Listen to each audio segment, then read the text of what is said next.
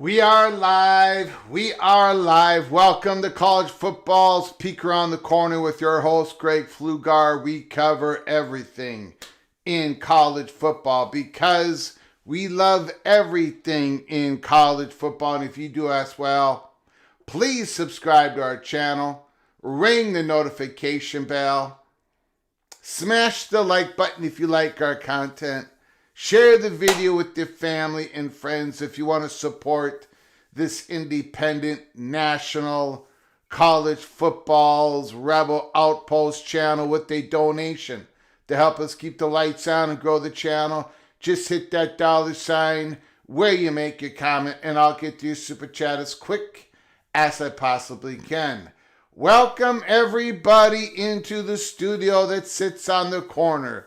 The very corner of Keith Jackson Parkway and Kurt Gowdy Avenue. Do not be afraid.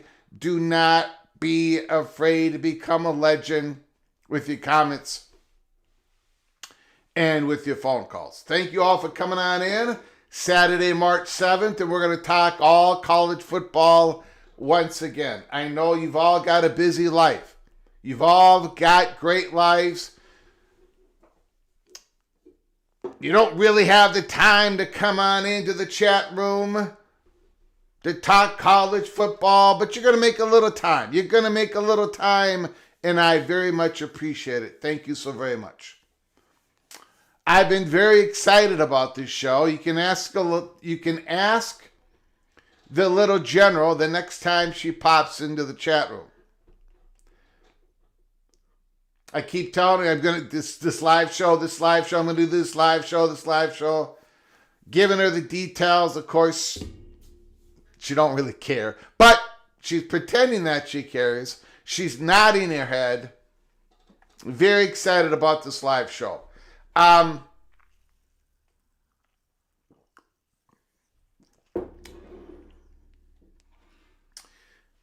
Drinking some zero sugar squirt to get me through this show.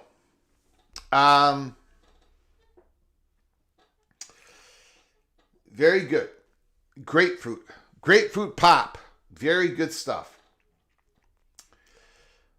8 days ago,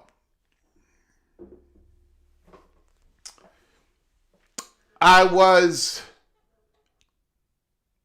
think it was 8 days ago. 8 days ago. On a Friday night, I had the pleasure to join Moen and the Professor Wild Yoon and Nathan Brown, and I joined their panel on the College Football Mafia show. And at the end of it, close to the end of that live show, I believe it was Caleb Ramirez, Buckeye, who asked the question in the chat room about, do you have an update on the Holy Smokes Theater? When are you going to do another Holy Smokes Theater show? And there was something, but it wasn't the right time. It wasn't the right place. And I kind of was caught on my heels. And I hemmed and I hawed, and I stayed quiet most of the time. And I did not really know how to answer it, because I knew what we're going to be talking about today is something that I could have been talking about 8 days ago. But I wanted to poke and prod a little bit more. There is some new stuff. Just yesterday, during the round table, what Bavak was said, and I missed it. But basically what Bavak was said, well, we'll get into it in a moment. But the Notre Dame Fighting Irish. The Notre Dame Fighting. Does anybody see anything different when you look at the stage at the Holy Smokes Theater? Does anybody see anything different? Put it down in the chat. No, the SEC silo is still sitting there on the stage. Yeah, and it says Notre Dame supports the Olympic tax. We're going to get into that. What else is different on the stage? Anybody?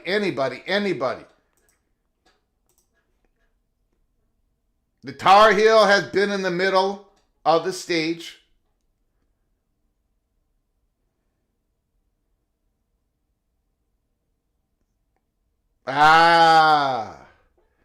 OBD done. OBD done.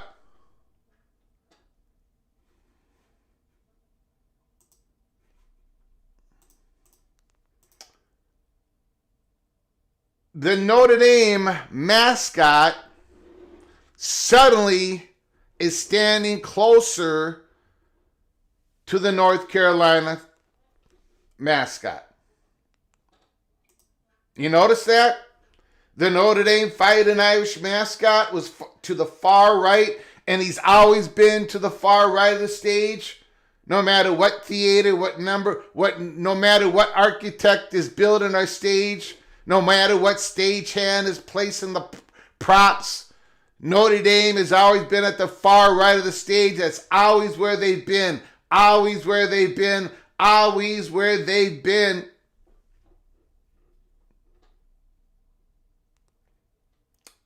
And now they're standing close to North Carolina. Now, some of you who are new to the program who haven't been around, you're not one of the originals, might be asking the question, who the hell cares? Great. Who the hell cares where you've got Notre Dame at this?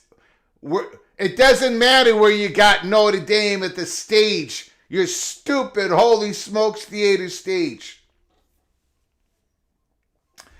But it does. It does matter. And history will tell you that it matters. Can I give you a little bit of history? I know some people get upset.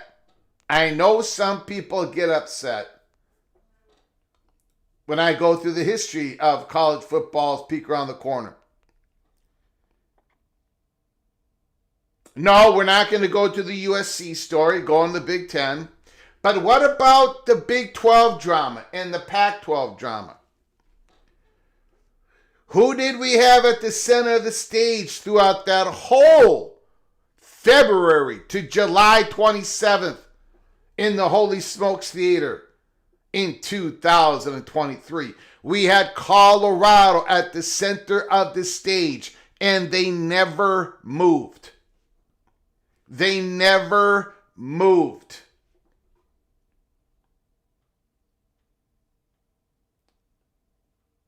Now you might ask the question, Greg, I don't get it, man. I don't get it. What is the importance of being at the center of the stage in one of these dramas? Just like the Big 12 drama, when Colorado was at the center of the stage. Just like the Pac-12 poaching the Mountain West schools, when we had Boise State at the center of the stage. Who is at the center of the stage is an indication, it should be an indication to you all, who we believe is the first one to act on the stage. That's who we put at the center of the stage.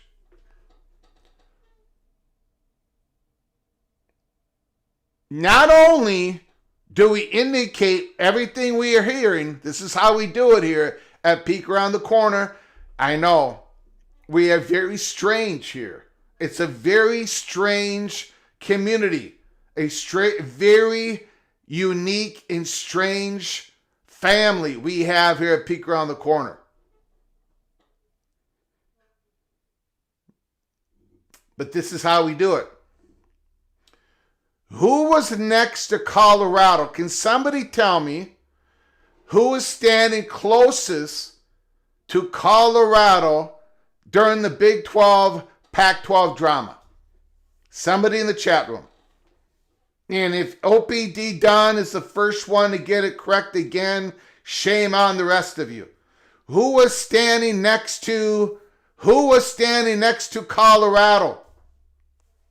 There we go. Secret agent, Arizona. Good job, Red Raider. Nick Kelso, Arizona. Smile Time, Arizona. Heathen, Florida. Okay, all right, okay. And we had Arizona next to Colorado for months. But sometimes there was a time that we had Arizona creep up all the way next to Colorado. And that happened shortly after we knew that the hot bubble of action was happening. May 7th meeting in Chicago, Illinois on a Sunday between Colorado, Big 12, and Brett Yormark. And then Arizona suddenly moved a lot closer to Colorado at the stage. So, again, some of you are getting very impatient. Some of you are going, great, get on with it. There's a lot to talk about, guys and gals. And we're going to talk ACC college football rankings. PATC is going to release our rankings of the ACC quarterbacks today. to begin our monologue on our live show March 7th. We've done the Big 10 rankings. We've done the Big 12 rankings. And now we are going to release our ACC rankings. And I got to tell you,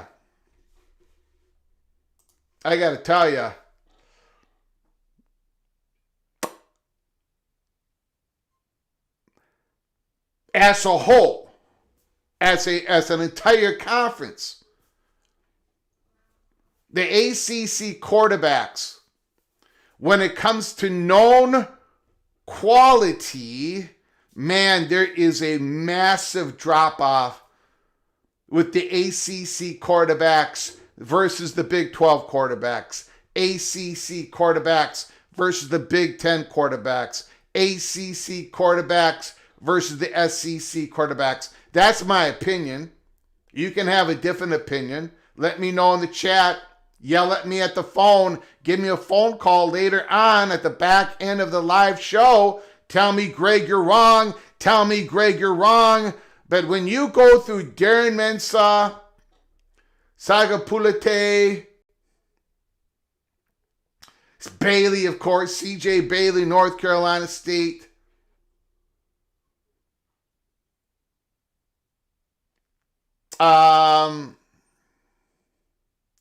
I mean, it is a massive drop-off.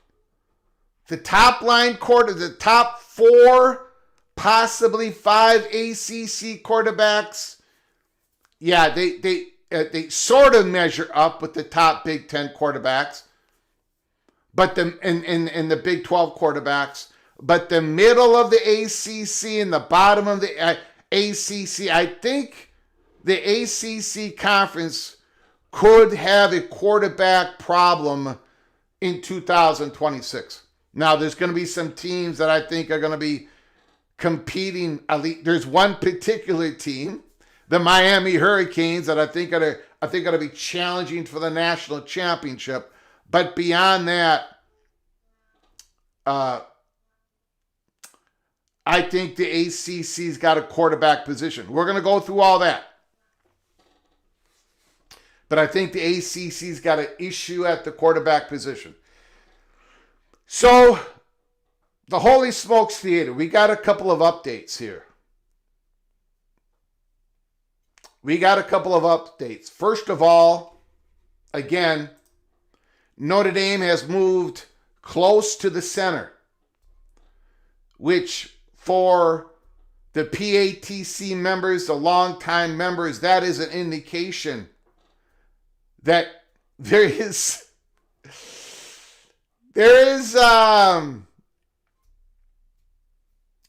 some chatter going on about how aggressive Notre Dame has been.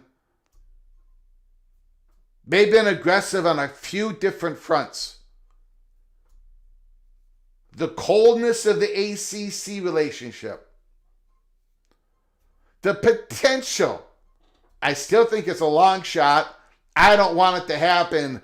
But yeah.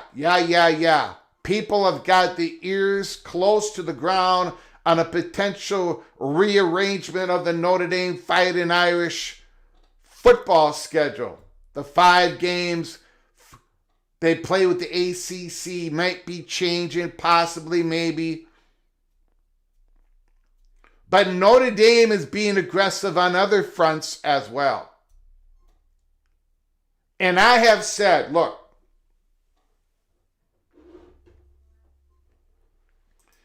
and we're going to talk about it. We're going to give you what we have been told. And I'm going to say this. I have said over and over and over and over and over again, maybe 50 different times, maybe 100 different times. It is absolutely my belief that Notre Dame ain't going to be the first one that pulls the trigger. On the next realignment wave, they're not going to be the first one that pulls the trigger. I've said it. I have said it. Of course, nothing is imminent. But I've also said Notre Dame won't be the first, even though they're the biggest domino in Realignment rules state that the biggest dominoes fall first, but in this case, it would be an exception. Notre Dame is not going to be the first one that pulls the trigger. They're not going to occupy the center of the stage. Well, it all might turn out to be that I was absolutely, completely wrong.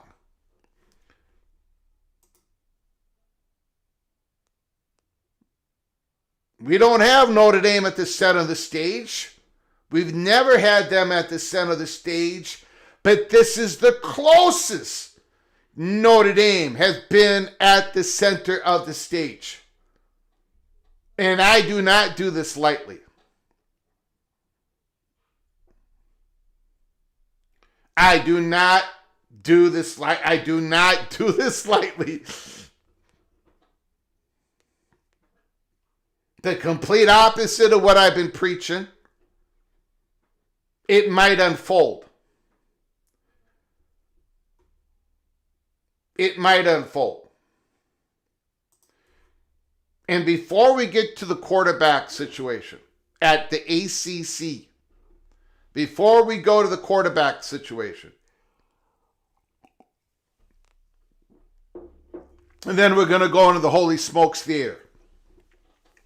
And we're going to talk about what was told to us about 10 days ago. And then everything was reconfirmed last night in a big way. In fact, I was on the phone last night. I don't forget that. Before we do both of those, I just want to restate something here.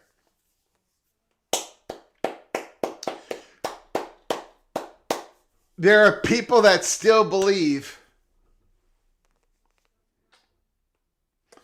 and I'm not going to try to go on a rant, because I know you guys do not enjoy when I go on a rant. That is very unprofessional of me. And the little general and everybody expects me to be acting like a gentleman here. But there's a reason why we do this show. There's a reason I spend so much time on this show, because I'm trying to give you the most accurate college football peek around the corner there is in the business. And there is still a belief out there that everything is kumbaya.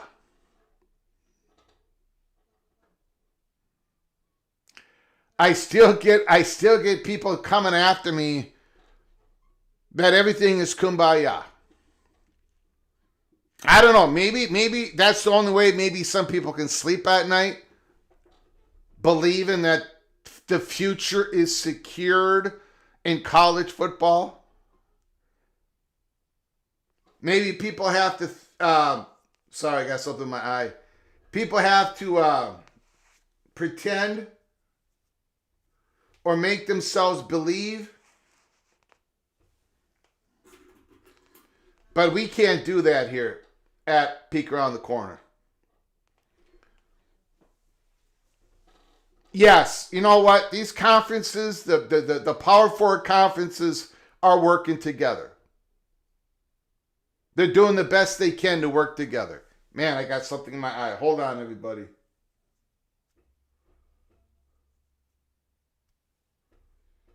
Oh.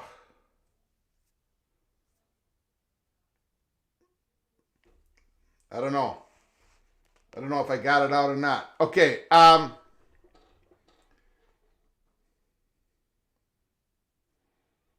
might have to keep my left eye closed. You know, the Big Ten and the SEC wrote. They help the they got an organization, whatever, to help them write this white paper, correct? And the ideal of everybody pulling the rights together is going to make a whole lot more money for everybody, correct? And the Big Ten and SEC delivered that white paper to congressional people up in Capitol Hill, correct? And this was a major push for the Big Ten and SEC. Whether you agree with them or disagree with them, the Big Ten and the SEC are trying to snuff out this idea of the repeal of the Sports Broadcasting Act of 1961 that would make it mandatory that all the conferences pool their rights together. Now, we just saw last night, Ross Dellinger reported it, Pete Knuckles reported it, that the two senators, a Republican and a Democrat, and I can't remember the fellow's name, I can't remember the Republican's name, they're going to put forward a bipartisan Senate bill going into next week that repeals the 1961 Broadcasting Act, where you can pool your rights together, conferences or teams, but it's optional. It is not mandatory. Not mandatory, but it's optional. And then if you do it, it goes through the ways and how you would do it in this bill. Now, at first blush, and maybe at second blush, and maybe it's going to turn out to be true, that the Big Ten and the SEC white paper had some success. Because that bipartisan bill, I don't think the SEC and the Big Ten is going to be, I don't think they're going to go against that bipartisan bill. It would not affect them. It's optional, not mandatory. I think last night's discussion, and I had quite the discussion, and we're going to go over that in the Holy Smokes Theater. That is deemed a victory so far for the Big Ten and the SEC. Now that bipartisan bill might, who knows, it might not get introduced next week, or it might get changed to mandatory, whatever. Because there may be a blowback from the other side, whatever. But right now, that's a victory of the SEC and the Big Ten. They would view it as a victory for those two conferences. And they're viewing their white paper as a success. I only bring all this up because everybody believes that not everybody. A very small number of people still believe that we're all in kumbaya. We're not. Hello? We're not. What are you looking at? The SEC and the Big Ten, they're going after each other at the college football playoffs for months. The white paper, let's get to it. The white paper that the Southeastern Conference and the Big Ten put forward last week to congressional leaders, they opened the door. The Big Ten and the SEC opened the door for the Big 12 and the ACC to both sign on that white paper. They said, come on, Yormark, come on, Phillips, come on, ACC schools, come on, come on aboard and sign the white paper that goes point by point by point going against Cody Campbell's plan. The ACC said no. We're not going to sign on to the white paper. They declined. The Big 12 said no. Even though Brett Yormark thinks that Cody Campbell's plan is, but maybe he did not agree with everything in the white paper. Brett Yormark declined and said no. The Big 12 and the ACC said no. The whole idea that these power conferences are walking in unison and everything else is just an act is completely 100% false. They're trying to work together. They're trying to compromise. When it's in the scope of the governance piece that they just passed, they vote on it. But other than that, it is looking out for their own self-interest. And there is no kumbaya going on. I just wanted to put that out there at the beginning of the show. Just so we're all, we're all grasping at the same tone that is going on. Yeah, they all acted nice to each other at the round table. The word salad round table that we covered yesterday. All right, let's get into it. I want to thank everybody. Let's do a quick roll call. Nick Kelso is in the house. Skaven, yes, amazing blue old dad. Jim Reese, Deadeye, Yo is in the house. Donald Duck, Tazbo. We are live. Healing, Florida is in the house. Bimba 75, 79. Elliot Howard is here. Tumasta.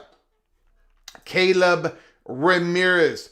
Opie D. Dunn is in the house. Rich Austin, Utah Utes is here. JBH4404 is in the house. Bob Swanger, we are Penn State 555. Rock is in the house. Who else is here? Rod, team of 24. Oh my goodness. We got the Louisiana. We've got the LSU Tiger, Ryan Brooks. Amy is in the house. Mama Duck Clemson Tiger is here. Jimmy Austin. Tommy is in the house. Studzilla. John Hatfield. Joaquin Morales. Eva Badger. Schmidt from Missouri. Nice to see you, Eva Badger. Appreciate you coming on in. I hope everything is better. Hope everything is back online. I'm praying for you, buddy. All right, buddy? Grateful Trojan is in the house. Curtis, Michigan Wolverine is here. The USC Fight On, Jose is in the house. Sunshine Design. Boy, that's not very easy to say. Is in the house. Arnagad is here. Arnagad is in the house. Cog spins for Go Tigers. Go Tigers. Edward the Auburn Tiger. Edward the Auburn Tiger is in the house. Thank you for coming on in, my friend Edward. Appreciate it, sir. All right, first we're going to be talking about the ACC. And then we're going to be going in to the theater, which we haven't done in a few weeks.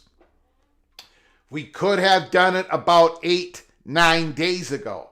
I'm glad we did not because we got even more information. So, and it's all heading in the same direction. Notre Dame getting more aggressive. Notre Dame getting more frustrated. Notre Dame making their voices heard. Cloak and dagger, moving to almost the center of the stage. Not quite. Not quite getting there. But we are getting there. Now, we got to talk some college football first. My love, college football. First of all, I just want to go quickly. This is what I did with the Big 12 and the Big 10 ACC rankings. I would go through somebody else's rankings, and then I would give you PATC rankings, which are so much more accurate because we are college football's peek around the corner. And this year, I am no longer Greg the Cooler. I am Greg the Goat. But first of all, we're going to go through CBS Sports. CBS Sports, who did this rankings for CBS Sports? Austin Navision did these rankings. All right? And then we're going to go through the PATC rankings. This is the ACC quarterbacks. To projected ACC starting quarterbacks. Now, you might be asking, why are we doing this? This is what we do in the offseason. We gave you the way too early top 25 rankings. We gave you the top 6 on a hot seat list when it comes to the head coaches before the season starts. We ranked the quarterbacks, and then soon enough, before it's going to get here a lot quicker than you all think, we're going to be doing our way too early order of finish prediction in every conference. And then we go into our spotlight series, where we spotlight a team. We break down a team on every live show during the off season. And I cannot wait for that. I cannot wait for that. So we've already started here. We're letting all this information marinate. Let me know in the comments section. Of course, super chat, supersede all other chats. Let me know in the phone calls later on in the program how wrong I got it again in my quarterback rankings of the ACC. But first of all, we're going to go through the CBS rankings. Of course, number 1 is Darren Mensah. I think that's pretty obvious. He had a sensational season with Duke. Absolutely fantastic.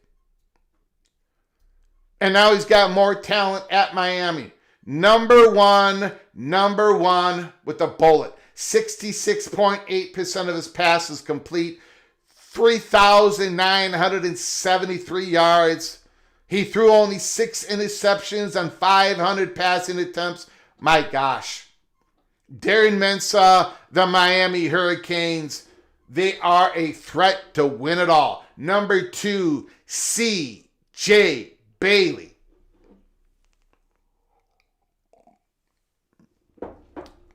Now this guy, he rolled last season, age 19.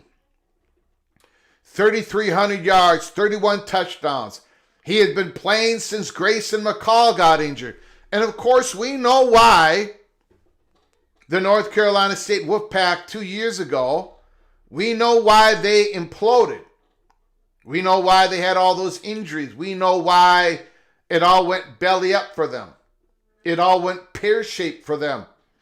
Is because Greg the Cooler fell in love with the Wolfpack 2 years ago. Wolfpack fans, don't worry about it. Don't worry about it. Because if I fall in love with the Wolfpack this offseason, it's not going to be Greg the Cooler. It's going to be Greg the Gold. So no worry, Wolfpack fans out there. C.J. Bailey is a big reason to fall in love with the North Carolina State Wolfpack. Sensational since he's taken over at the quarterback position.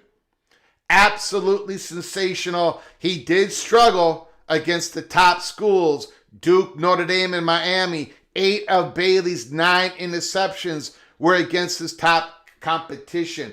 Kevin Jennings, number 3. I do not have Kevin Jennings, number 3 on my list.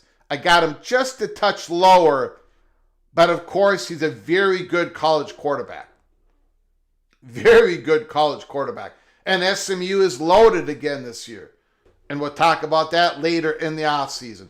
Over the last 2 seasons, Jennings has thrown for almost 7,000 yards, 49 touchdowns. Mustangs, playoffs, 2024. The only thing that prevents Jennings from being higher in this ranking is the frequency which he throws the ball to the other team.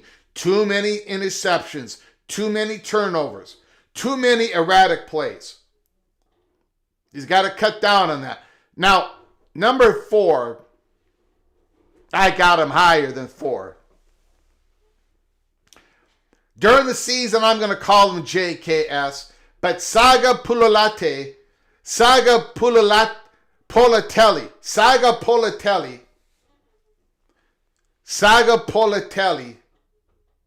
JKS, has got all the talent in the world. His arm is absolutely phenomenal. I love watching this cat play. He is going to be so much fun at California this year. I watched as much as I could of him last year. He was a little bit wild at times, a little bit erratic. He played like a true freshman at times. He still completed 64% of his passes. But I think he is going to be sensational this year for the ACC. So the top quarterbacks, Saga Pulitelli, Jennings, Bailey, Mensah, I think they're as good as the four quarterbacks, or almost as good as the four quarterbacks, top four quarterbacks in the Big 12 and the Big 10. But then I believe a big drop-off takes place. Mason Heinschel, as a true freshman, won the starting job last year at Pittsburgh. It was like a roller coaster watching him, but a good football player, good quarterback, can run out of the pocket, can make some plays, very good freshman season, and I think there's no question that he's number 5. I got him number 5 in the ACC. No, I do not have Ethan Grunkemeyer number 6. I got him lower, to be honest with you.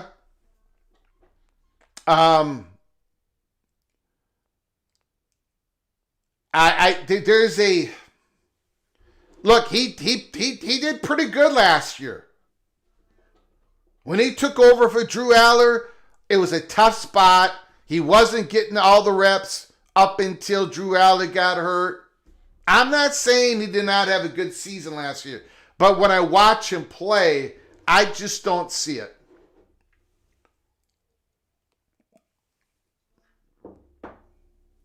I don't know. James Franklin saw it because Ethan Grunkemeyer is going to be the starting quarterback for Virginia Tech.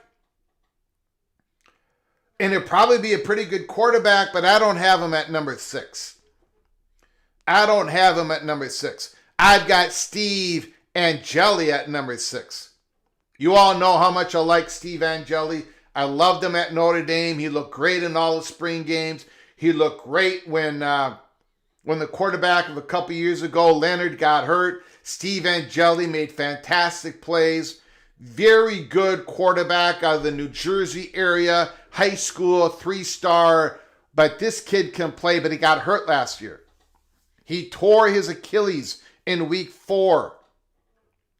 He was completing 62% of his, almost 63% of his passes.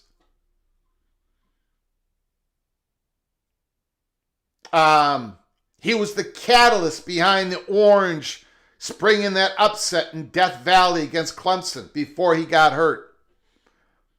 Very good quarterback. I would have him at number 6, not number 7. And then Lincoln Kleinholz. I have him a little bit higher than number 8. Unable to beat out Julian Sand. A lot of guys would never beat out Julian Sand. Kleinholz transferred to Louisville. He sat behind Sand and Will Howard. So again, he's not been able to put much on tape, but a very good quarterback. I think he is going to be quite the surprise. Christopher Vinzina, Clemson. Now, he did come in. He came in and played pretty good. What was that game that they lost? I guess against SMU, right? Vizina came in against SMU. I think they lost like 35-24. I watched that. I watched him in a spring game a couple of years ago when he did pretty good. But again, I think it's quite the drop-off here. I'm not... Clemson people, let me know, but are you really excited about this guy? I just don't... I don't see it. Bo Pibula, Virginia, number 10. CBS Sports. Again, I love this guy last year when he went from Penn State to Missouri, but I did not like how he played last year. He was crazy wild, crazy inconsistent. He can run that football, but man, when he throws the ball downfield, Who knows what's going to happen? I've gotten cold on Bo Pibula, but he's going to be the starter at Virginia. Number 11, Gio Lopez. I'm not a believer in Lopez at all. I saw enough. When he stepped up, when he went to North Carolina, hopefully the young man can prove me wrong, but I don't see it, Wake Forest. Gio Lopez, I don't see it. Ashton Daniels, I don't see it. Florida State. CBS has got him number 12.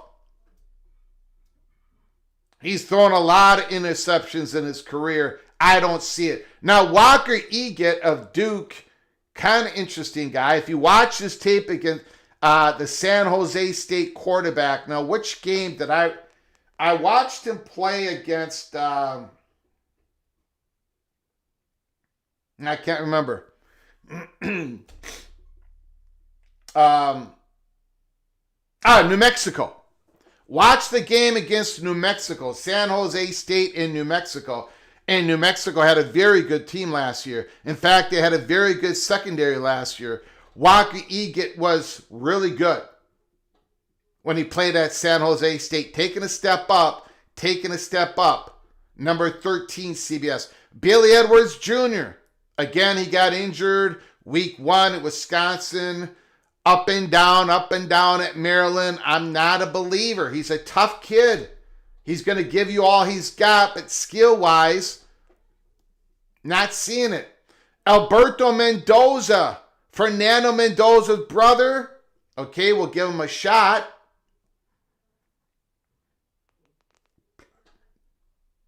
A lot smaller version than Fernando Mendoza. Maybe he can be the spark for Georgia Tech again. I think Georgia Tech is another ACC team that is going to take a significant drop at their quarterback position. I'm not trying to take a shot at Mendoza. Maybe he becomes a superstar, but again, unknown quality. Almost up and down the board at ACC. Mason McKenzie, now, I got him a little bit higher than 16. I'm going to show you in a little bit. He led Saginaw Valley to a 6-5 record, but he showed a lot of skill. Go watch the tape on Mason McKenzie. Boston College Eagles are hoping that he's the Trinidad Chambliss of the Boston College Eagles. They're hoping that McKenzie is the next Chambliss. But my goodness, another almost complete unknown quality. At number 17, Davis Warren. I never saw it at Michigan. When he split time with Alex Orji, when Alex Orji could not hit the ocean if he fell out of a boat, the Wolverine fans would say, get Warren in the game. Warren would come in the game. 5 minutes later, the Michigan Wolverine fans would say, get Alex Orji back in the game. Davis Warren is number 17 on CBS list. So again, I just want to Saga Politelli.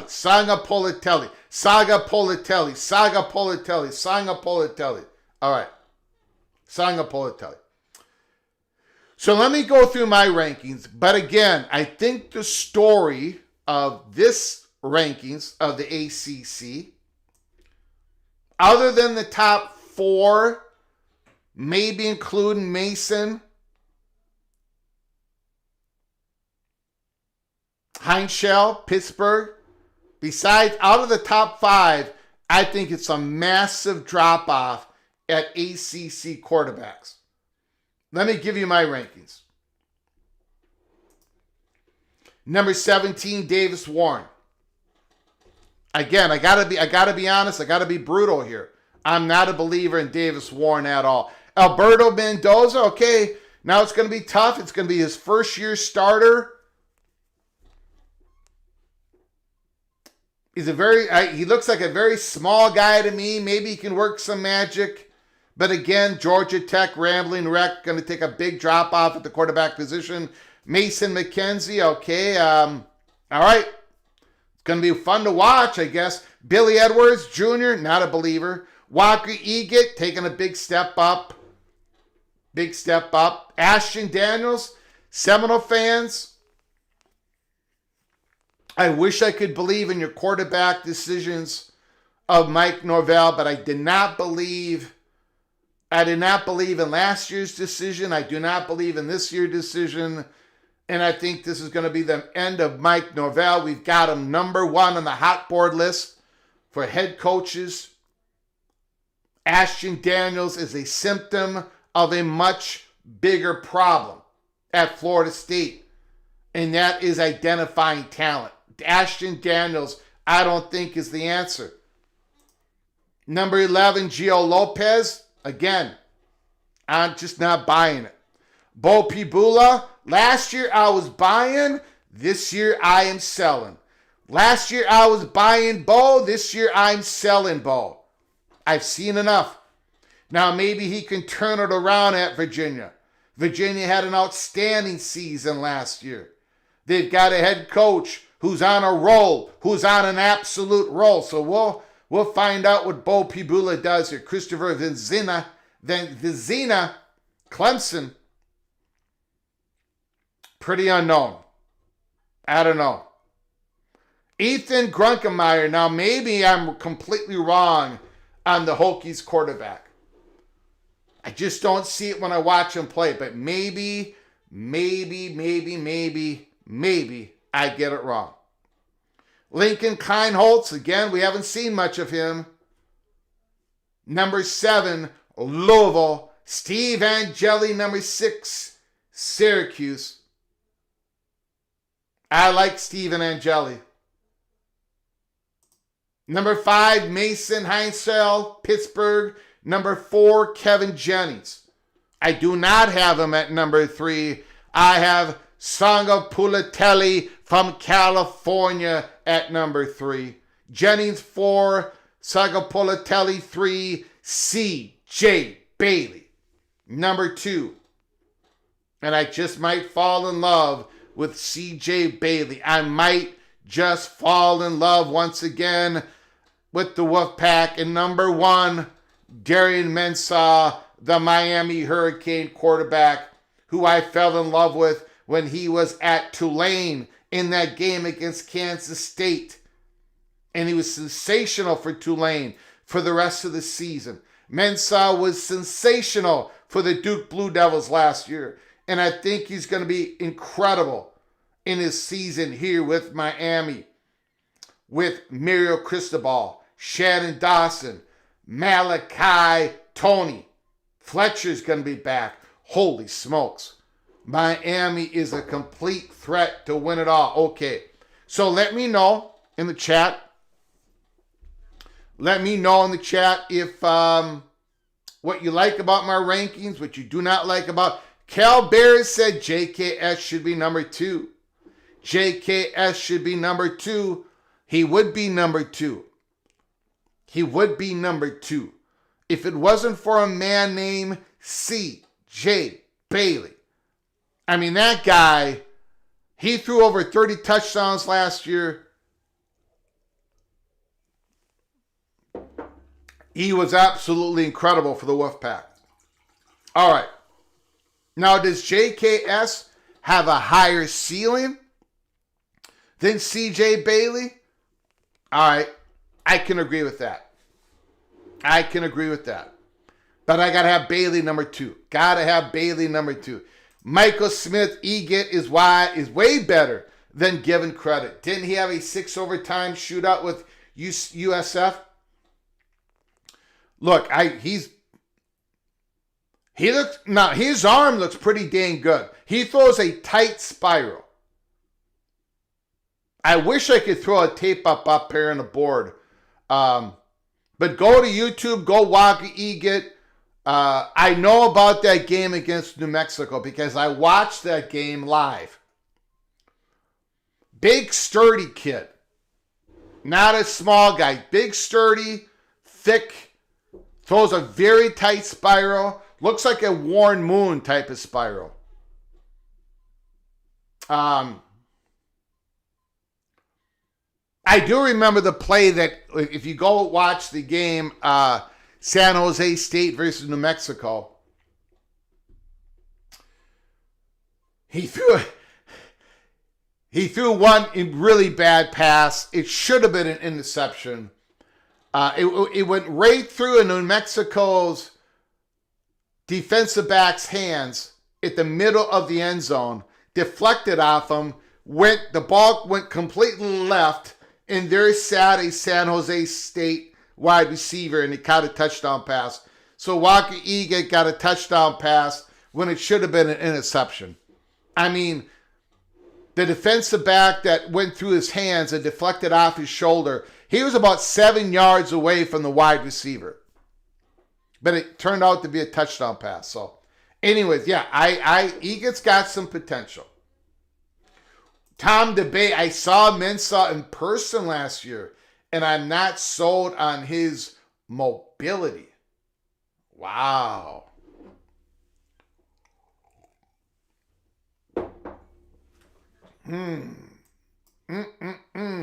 All right. Walking into the Holy Smokes Theater.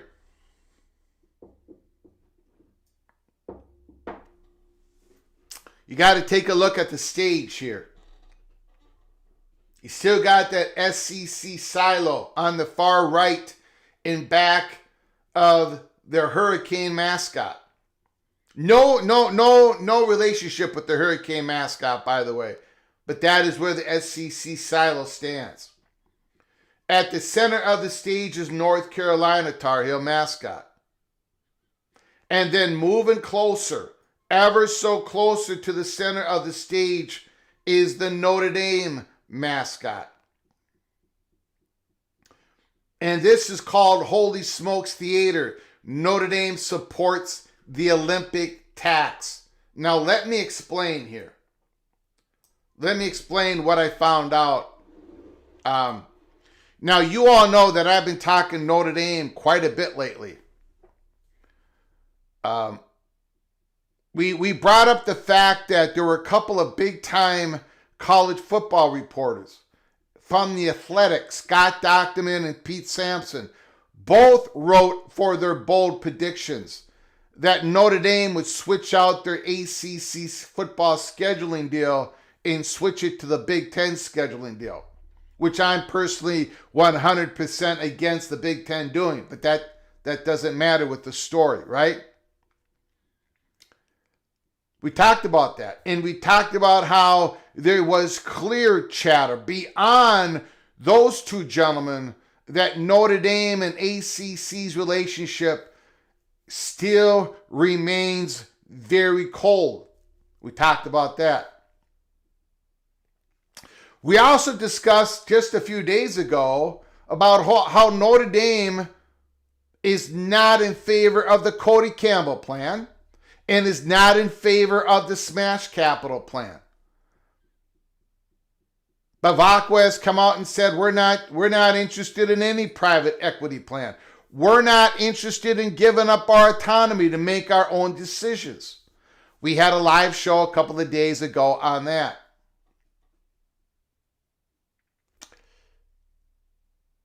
Now, last night,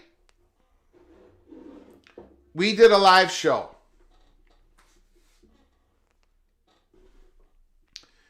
And I tried to present a solution, a compromise solution. And the goal was to try to get the House NCAA settlement codified. The House and the Senate passing the SCORE Act. And to me, the only way you can pass the SCORE Act, if you pass it in the House and you got to get at least 60 senators to vote on voting for it. And then you got to get over 50 to vote on. So you got to get 60 of them. And we're nowhere close to getting 60 of them. The great compromise has not been presented to get 7 Democrats on board and a few other Republicans on board. There's no solution there. And when they did the round table, there was nothing there. The Democratic senator, I think she's a senator. The lady, I think from New Jersey or Massachusetts, Trahan, whatever.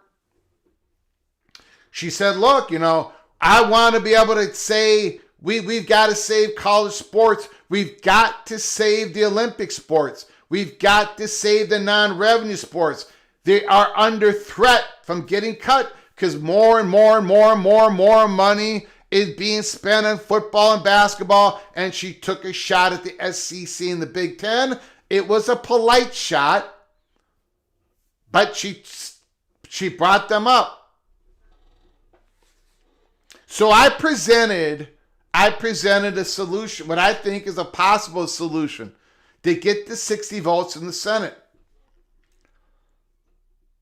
You got to get 60 votes in the Senate without losing the support of the House. You've got to get 60 votes in the Senate without losing the support of the Big Ten and the SEC. Because remember, as of right now, the Big Ten, the SEC, the ACC, and the Big 12 support the passage of the SCORE Act as it is written in the House. But there has to be a compromise. So this is my compromise. Let the big dogs continue to eat. Let the big dogs still have their autonomy. Let schools and conferences keep making their own decisions.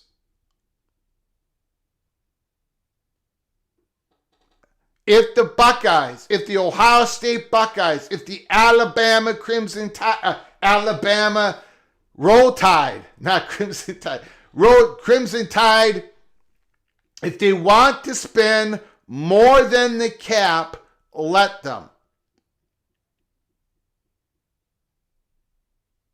If the Duke Blue Devils, if the BYU Cougars want to spend more money than the cap in basketball, then they should be able to do it.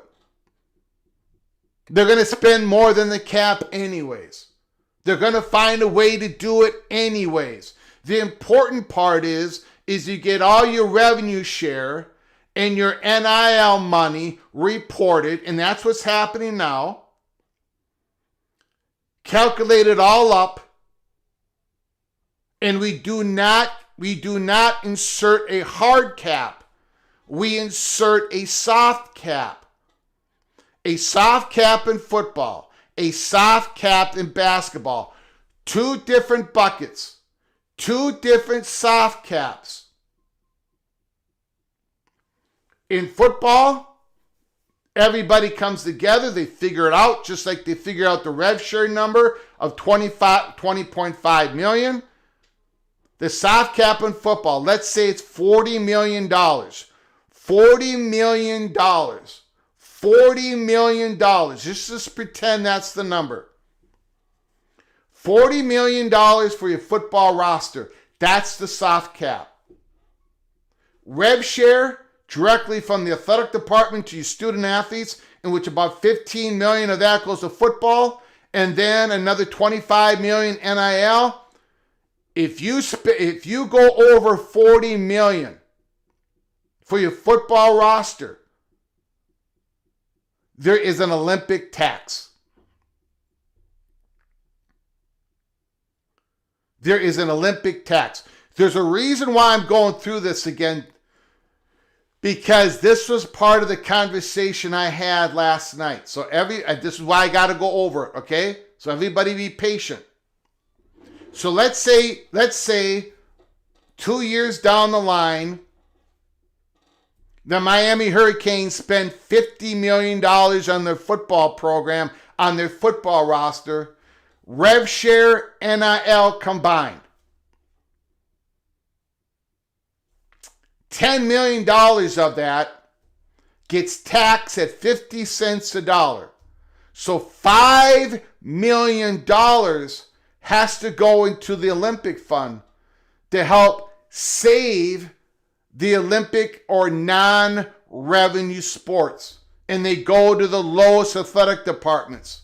the lowest created money revenue athletic departments, to help them to keep funding their non-revenue sports.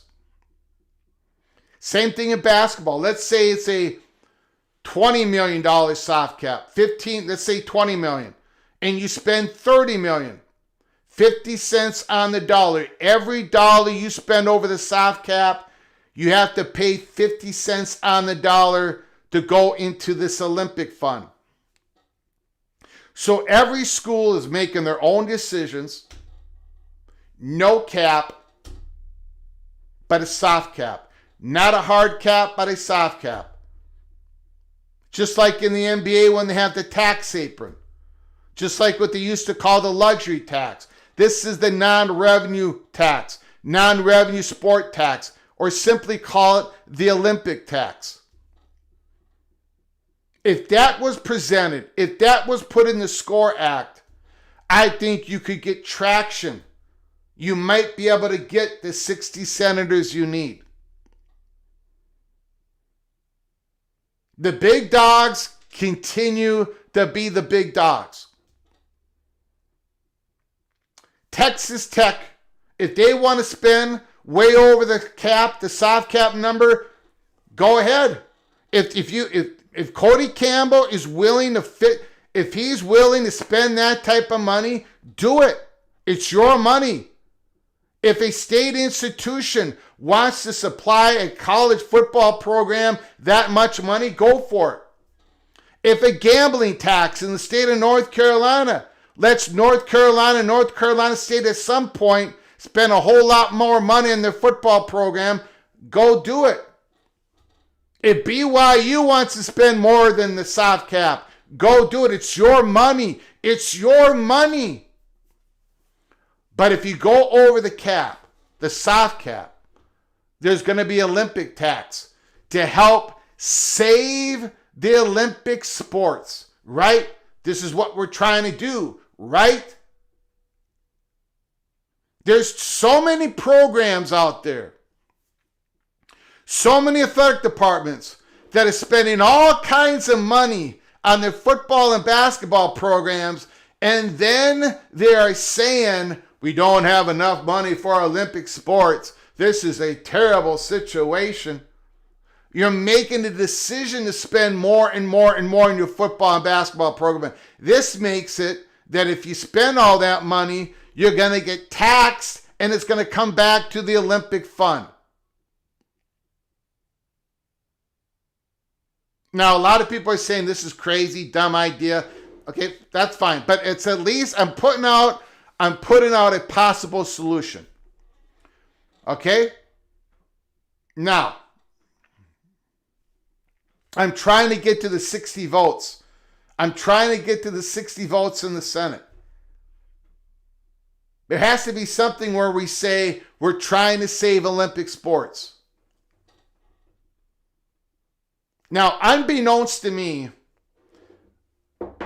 I had a call from somebody. Somebody called me and I said, I gave them my spiel that I just gave you guys. Okay, I went through it all, even in more detail, and the person patiently listened to me. It was chatter behind the curtain. And the person responded to me after I got done with my spiel and said, the Big Ten and Notre Dame is already talking about that, Greg. What? The Big Ten and Notre Dame is already talking about that, Greg. They've already had conversations. Notre Dame has socialized that idea with the Big Ten. They've also socialized that idea with the SEC, but the Big Ten is a lot more approving of that idea, Greg. And I'm like, what? You mean my crazy idea yesterday that almost everybody shut down? Not everybody. We had a couple of callers. We had a couple of people say, okay, yeah, maybe that would work. I said to the chatter behind the curtain, a person in the industry of reporting college sports. I said, you're saying that Notre Dame has been socializing that idea with the Big Ten and the SEC? Yep. In fact, he told me, he said, Bavacqua talked about it at the round table. What? Bavacqua talked about the Olympic tax at the round table. I didn't know that. I went back and listened, and Bavacqua called it basically the Olympic tax. I stole Bavacqua's idea, and I didn't even know it. I thought I came up with it, but Bavacqua already came up with that idea. He was already talking about it. Nobody told me that in the chat like yesterday. Nobody said, Greg, Bavacqua, maybe you did and I did not see your chat. And if that happened, I apologize. Bavacqua's already been talking about it, but Bavacqua's idea is different than mine. A little bit different than mine. Bavacqua is, you spend more than what is allowed with the football and basketball program, you then got to turn around and spend that amount of money or something to that effect on your own Olympic sports. If you're going to spend way more than the cap when it comes to a football cap and a basketball cap and the two revenue-making sports, you got to turn around and spend at least that much money on your Olympic sports. In other words, Bavacqua doesn't want these athletic departments to be so skinny when it comes to sponsoring sports and to put all their money in the revenue sports and then declare poverty when it comes to supporting their Olympic sports. So the chatter behind the curtain is explaining to me that Notre Dame has already been in talks, socializing this idea with the SEC and the Big Ten, and the Big Ten is a lot warmer to the idea of Notre Dame's and the SEC, because the Big Ten has already got all these sponsored Olympic sports, non-revenue sports. They already the Big Ten spends way more money on their non-revenue sports. They've got a lot more sponsored sports than the SEC on average. So, of course, the Big Ten is warmer to this idea to Bavacqua. So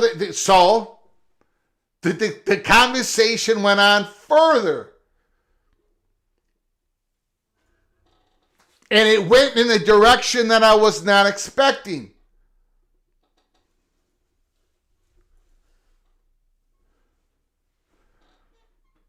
The conversation continued. It isn't. So Bavacqua is socializing this idea. He's trying to save. He's trying to get more investment into the non-revenue sports. He's trying to get schools and conferences. He's trying to get conferences more revenue in non-revenue sports. He's trying to have a balance. The money is there. It's being created by football and basketball, and it used to be shared more evenly distributed to the non-revenue sports. But then we have this incentive to pay the players and get our football team better and our basketball team. So now all the money is going to those two revenue sports, and people are crying poverty. And Bavacqua was basically saying you can spend football and basketball, but whatever you go over the cap, whatever that cap that is, that has to go back into your own program, in your own non-revenue sports. It makes a lot of sense. And then I put out to the guy, the chatter behind the curtain, I said, maybe it can be a 50-50 thing where half the money you have, if you spend $10 million more on your football program than the cap, then you take $5 million and you got to go $2.5 million on your own non-revenue sports, and the other $2.5 million in Olympic funds that would get spent to the lower athletic department, whatever. So this is what was said.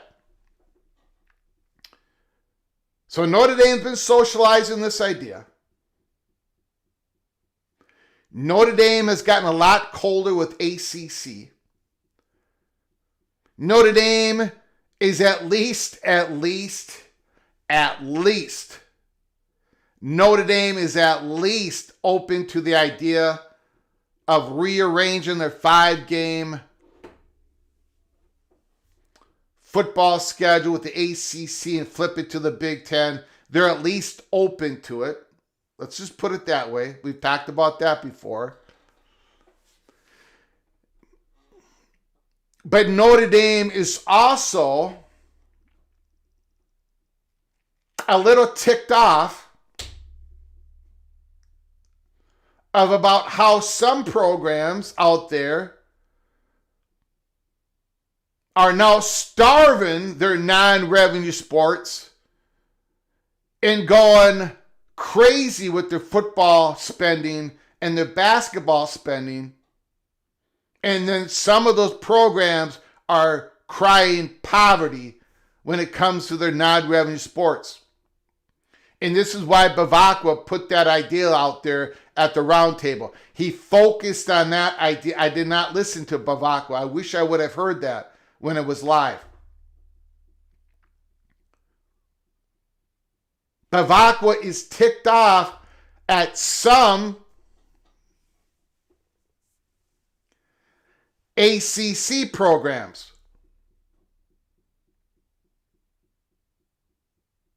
Because whatever revenue you're bringing in, if you're going crazy on one side and not doing enough on the other, this concerns Notre Dame.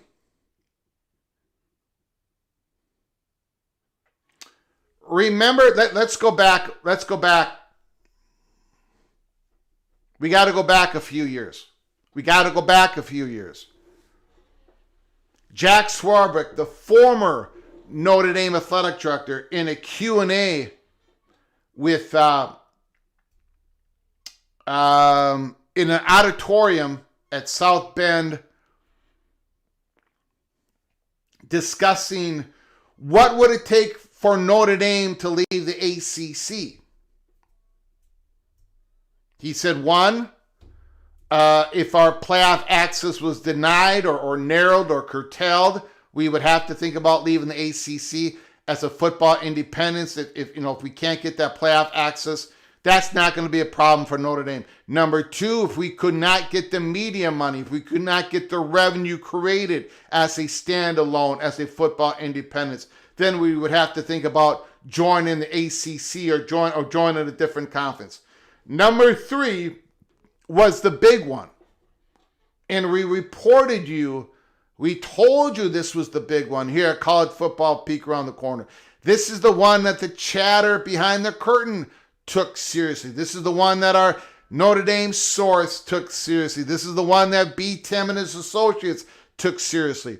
The other one that Jack Swarbrick said is, if we cannot compete, if we cannot win with our other non-revenue, he called it Olympic sports, because of the spot that we're placing, because we're in the ACC, we would have to be thinking about moving out of the ACC. Those were Jack Swarbrick words. The non-revenue sports is very important at Notre Dame, which is very similar across parts of this country. Some ACC schools, it's very important. The Big Ten is culturally really important. Some Big 12 schools have immaculate, incredible non-Olympic sport programs going on. Oklahoma State wrestling. I mean, they're out there. So this has been a major concern with Notre Dame. Another concern about the ACC and about the Southeastern Conference. But in this aspect, it's about the ACC. If you're going to cry poverty when it comes to the funding of your non-revenue sports, then you should not be spending all this crazy money, over-the-top money in basketball and football. So you should be taxed. Bavacqua, now this has not been reported in public. Now after I've had this conversation, I've been on Google.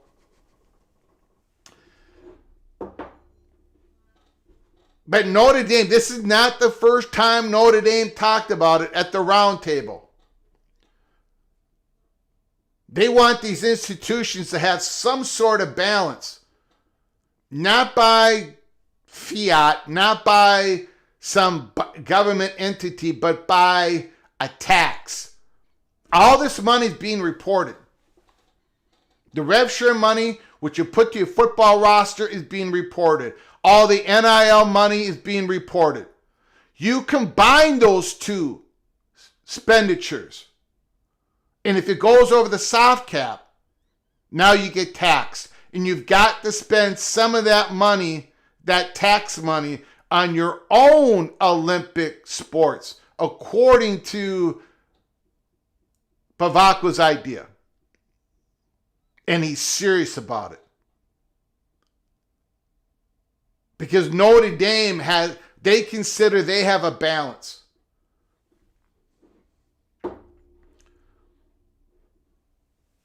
They might not be having the success that they want in the Olympic sports, but they have a balance.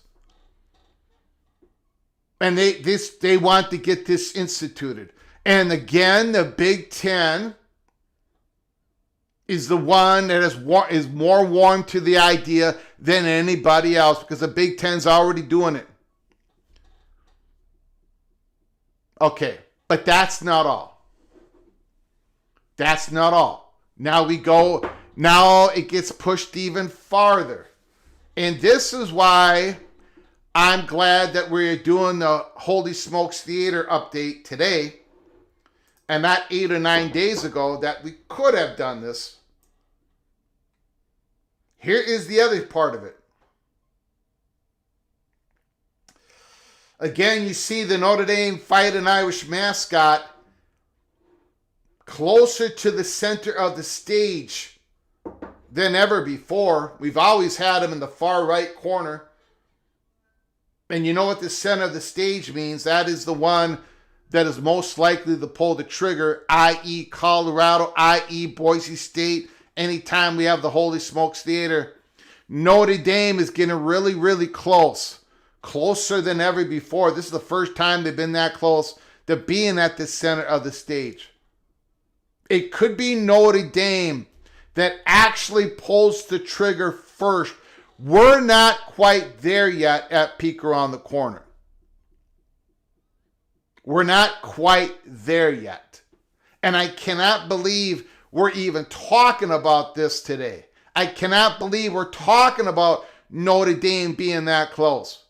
Because even though we think the walls are closing in on Notre Dame's quasi-football independence because of the change in landscape, we've never, since Notre Dame had about 48 hours to tell USC and the Big Ten no after June 30th of 2022, we've never thought Notre Dame nothing was imminent. And we still don't think it is today. But the fact that Notre Dame could be the first one that pulls the trigger is a complete change from everything that I've said over, the last 3 years. According to the chatter behind the curtain, Notre Dame, their frustration over everything. Notre Dame believing, the perception that they believe that the Southeastern Conference, Bavacqua talking to Greg Sankey, in that close relationship. And they have a close relationship. Bavacqua knowing that the SEC, the presidents are serious about the silo option. It could be Notre Dame that pulls the trigger on the next wave of realignment. And if you could ask the college football reporters out there, if you stand in front of them and ask them on record with the camera rolling, is it going to be Notre Dame that's the first one to pull the trigger on the next realignment wave? I believe every single one of them would say no. But if you put them in the room and give them truth serum, I think some of them are going to start saying yes.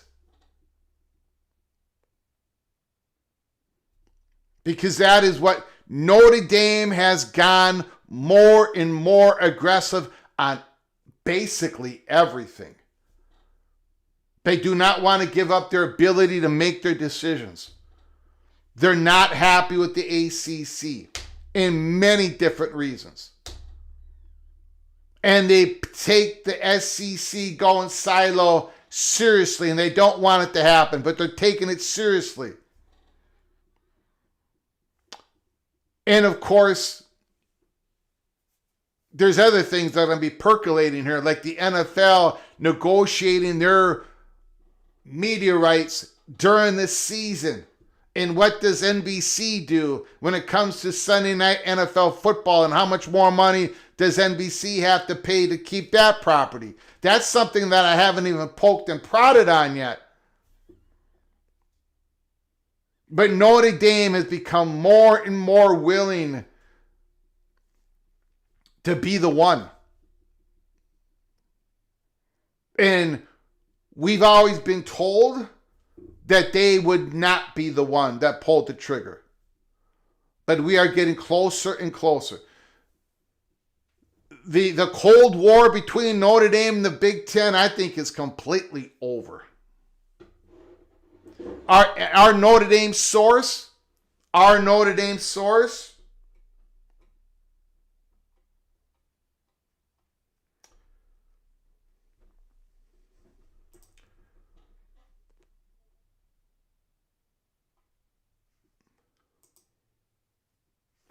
the one who was able to tell us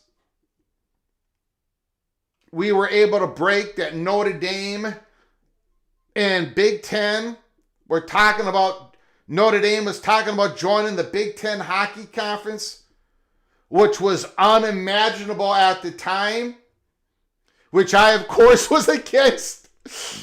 We don't have to go down that rabbit hole. A lot of things happen that I'm against, if you notice. But I still got to report it. November 18th, 2015. It's very difficult to imagine, but according to source Delaney, is again going down the Notre Dame rabbit hole to try to bring Notre Dame hockey to the Big Ten. The talks were on. A few months later, great news for Big Ten hockey. Notre Dame makes the Big Ten a stronger conference. March 23rd, 2016, just a few months later. The same source that gave us this information, the same Notre Dame source that gave us this information, is telling us the following.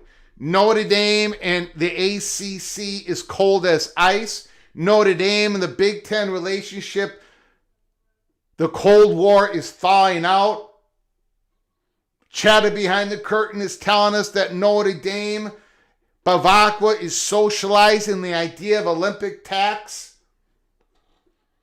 On and on and on and on. We've got chatter behind the curtain that is telling us that the Notre Dame and the Big Ten are at least open to the idea of a 5-game switcheroo, 5-game football schedule from the ACC to the Big Ten. You've got all this stuff going on. Yeah. Look, I've been too cautious.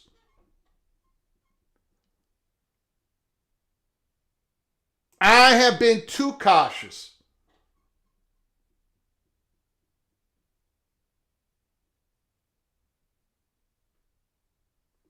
Of not moving Notre Dame closer to the center of the stage. But that is where they belong in the Holy Smokes Theater. And who knows? The next time we go in the Holy Smokes Theater, who knows? Notre Dame might have the center of the stage. Because, North Carolina, they're not happy with their situation. We're not going to talk about North Carolina today because I've already taken up an hour and 30 minutes of your time. But, North Carolina's exit hatch is really complicated. North Carolina's ability to make a reimagined ACC, a 10-conference ACC, we've got more on that we're going to talk about early next week. Their reimagined ACC concept with 10 schools, not 6, 10. We'll talk about more about that later. But North Carolina's ability to act on what they want to do, North Carolina's inability to get aligned with themselves internally, the North Carolina Board of Governors, and all that, what happens with all of that, another reason why Notre Dame might be taking over the center of the stage in the Holy Smokes Theater. Now we get to your phone calls. No super chats, no membership, so we'll go straight to the phone lines. 763-260-1333. 763-260-1333.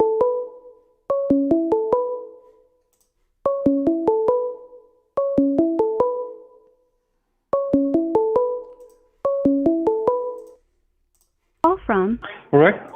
Rick, the floor is yours. Thanks for calling, sir. I appreciate it. Well, thank you. What a big day today is.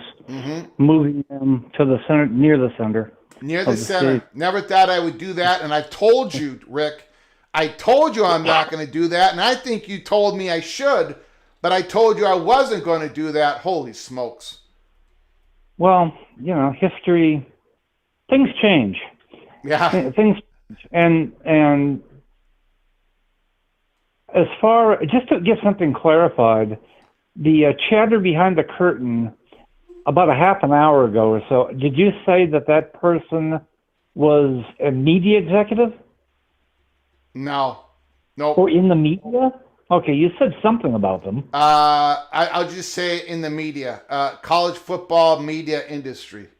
No, okay, but not. I'm sorry, but not a media executive though. Okay, media industry. Okay. Yeah, that'll work. That's about all I'm going to say on that. No, I'm not trying. I'm not trying to get you. I'm not trying to dig. Yeah. I'm trying to get you to repeat what you said. Yeah.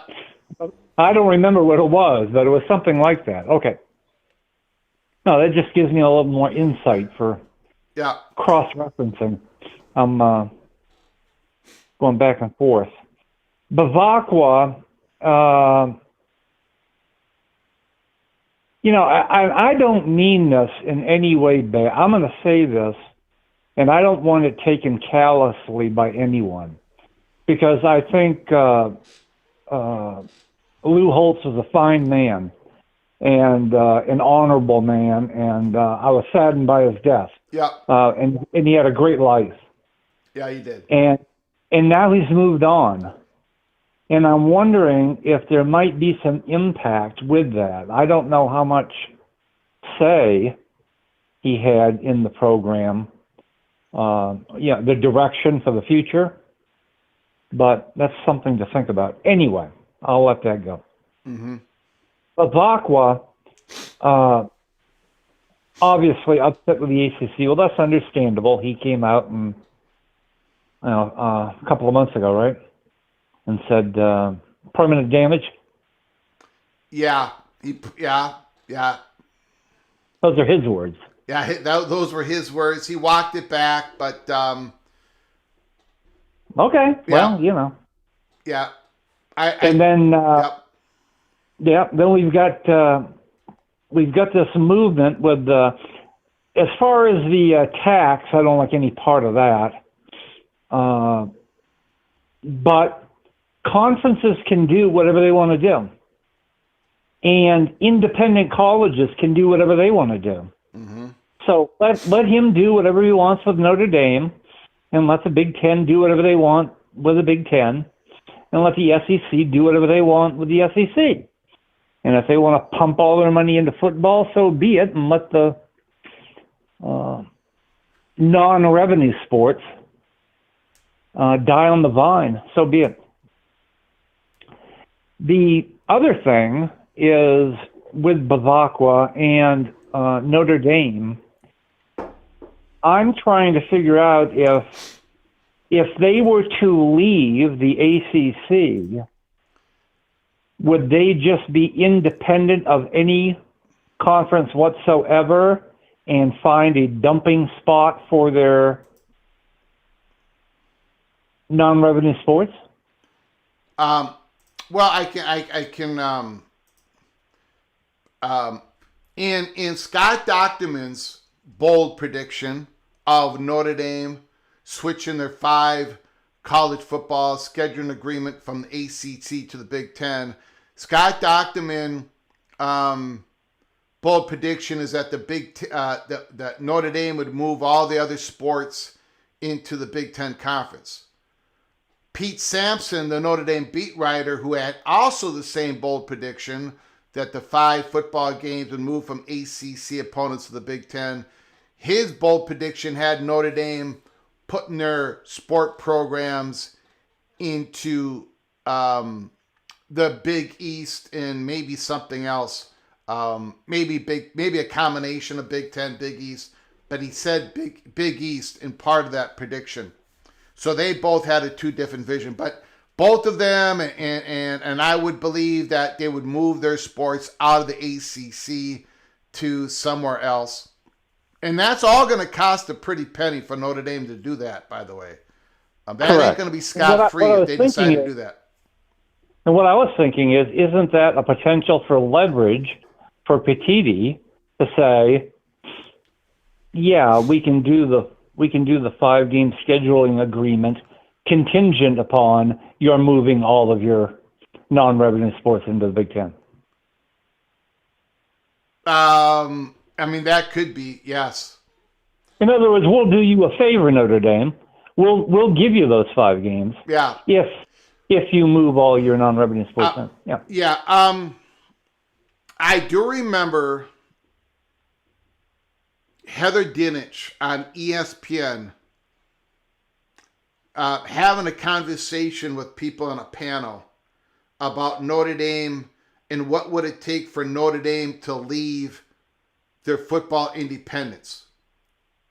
I know this is a little bit of a different subject than what you and I talking, Rick, but I do think it means something here. Heather Dinich was really, really strong on this. She was telling everybody, I was told this, I know this. She was telling everybody, look, the old myth of if Notre Dame leaves football independence, they have to join the ACC. We've all heard that before, right? Per Notre Dame's contract, if they leave football independence, they have to join the ACC in football. Heather Dinich said that is absolutely incorrect. If Notre Dame switches out their football independence and joins a conference, it doesn't have to be ACC. But if it's somebody else, Notre Dame, to be able to do that, Notre Dame would have to move all their sports out of the ACC. So if Notre Dame would join the Big Ten, their other sports would not be able to remain in the ACC. They would have to be moved. And I think, now they would probably join, if they're going to join the Big Ten as a Big Ten a football member, then I think it's quite natural that everything else follows. But I'm just saying, I'm just bringing that up. So these reporters like Heather Dinich and others, they have it's not insurmountable for Notre Dame to leave the ACC. It's not, and this is not like, this is not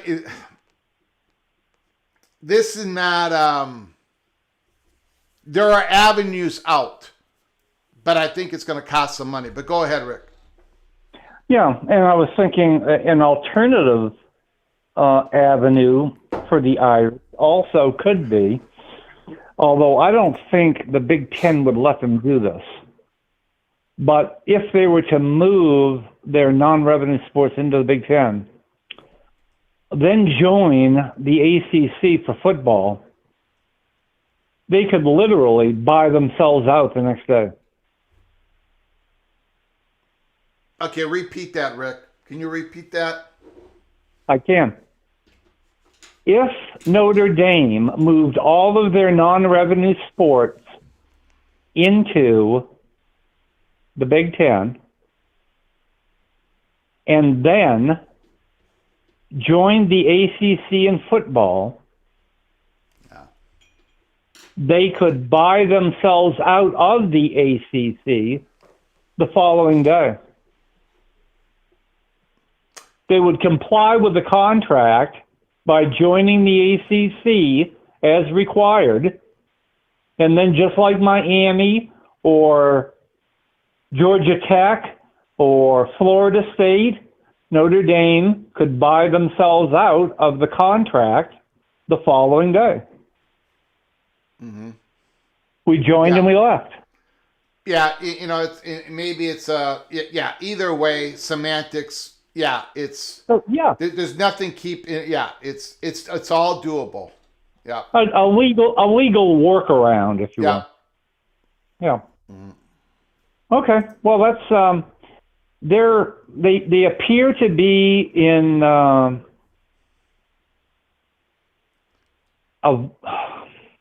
vulnerable position. Don't you think? Who's in a vulnerable position? Notre Dame. I would not classify it as vulnerable. I think they completely understand. I mean, I guess you could say that in one aspect. Yes. Yeah, absolutely. The walls are closing in on them. They need a runway to land on. Yeah. But I think they're nimble enough. They've known this for a while, that this change in landscape is also going to affect them at some point, where these conferences are getting so big and powerful, and the money and the way they're able to generate money, it's very difficult for Notre Dame to keep up. Well, they're going to have to land somewhere. Their football team is going to be fine. Mm-hmm. Even if they go independent, their independent football team will be fine, and they'll be able to schedule games as an independent football team. But they have to generate enough revenue to pay for those other sports.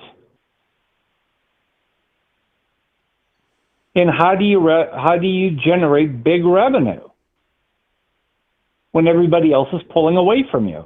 Mm-hmm. Yeah. Which is what the silos would be. The silos would be absolute disaster for Notre Dame. Yes. Oh yeah. Yeah. So we talk about how the G6 would get crushed. Yeah. How the Big 12 and the ACC would get decimated. Well, Notre Dame would get hit very, very hard too. Mm-hmm. The only people that win in the silos are the SEC and the Big Ten.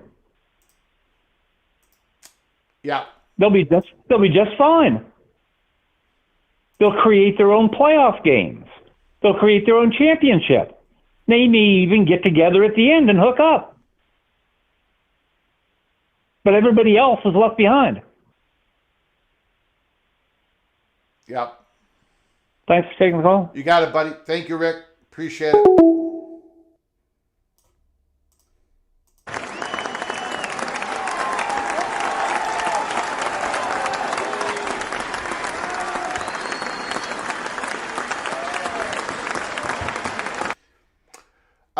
Solar Null, Notre Dame basically left their football independence when they made the 20-year ACC agreement.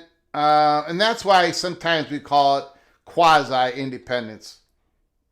Because it's not even it's not a true football independence like it used to be. Thank you for coming on in. Whoa, Grassy. The number one Gopher fan from Winnipeg, Manitoba is in the house. Thank you coming on in. Whoa, I appreciate it, sir. Thank you very much.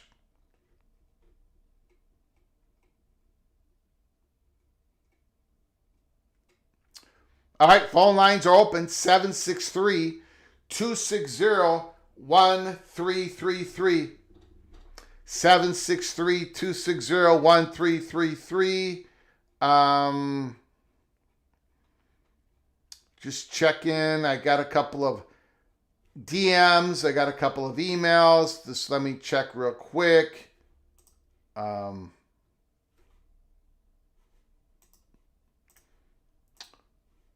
There's a lot of discussions right now. People on X and on message boards talking about the potentiality of conferences pooling their media rights together if that Senate bill, that bipartisanship Senate bill goes through.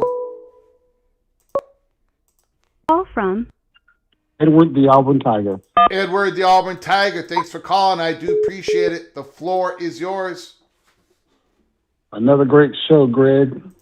Appreciate all you do, man. I appreciate it, sir. I just wanted to make a comment and ask a question, see how you felt about it. I just posted earlier on your family deal there that the SEC they go silo, including the SEC only playoff. I mean, there's no other options for Notre Dame. Well, I think you're correct, and according to what this conversation of last night and previous, by the way, Notre Dame is taking the Southeastern Conference stuff seriously, and I think the Big Ten as well. So, the Georgia president is not going to say what he said twice in public, 2 different interviews, 2 different outlets, unless there has been serious discussions at least about drawing up the plans. Maybe not the execution yet, but at least drawing up the plans and presenting it to Sankey. So I think when Sankey's at that round table yesterday with President Trump, Sankey knows in the back of his mind, he's got it in his pocket, of the SEC presidents, the institutions going, man, if this doesn't go our way, we are ready to bolt. And I think you believe that as well, Edward. Yes, sir. I mean, that SEC silo discussion has been happening for a long time. Mm-hmm. And I actually believe that it began to change last May at the SEC meetings. I know, of course, the coaches wanted to go the 5-11 route. They came out with that. But I think the league only went along with it because they're already looking at this silo and they're gaming it out.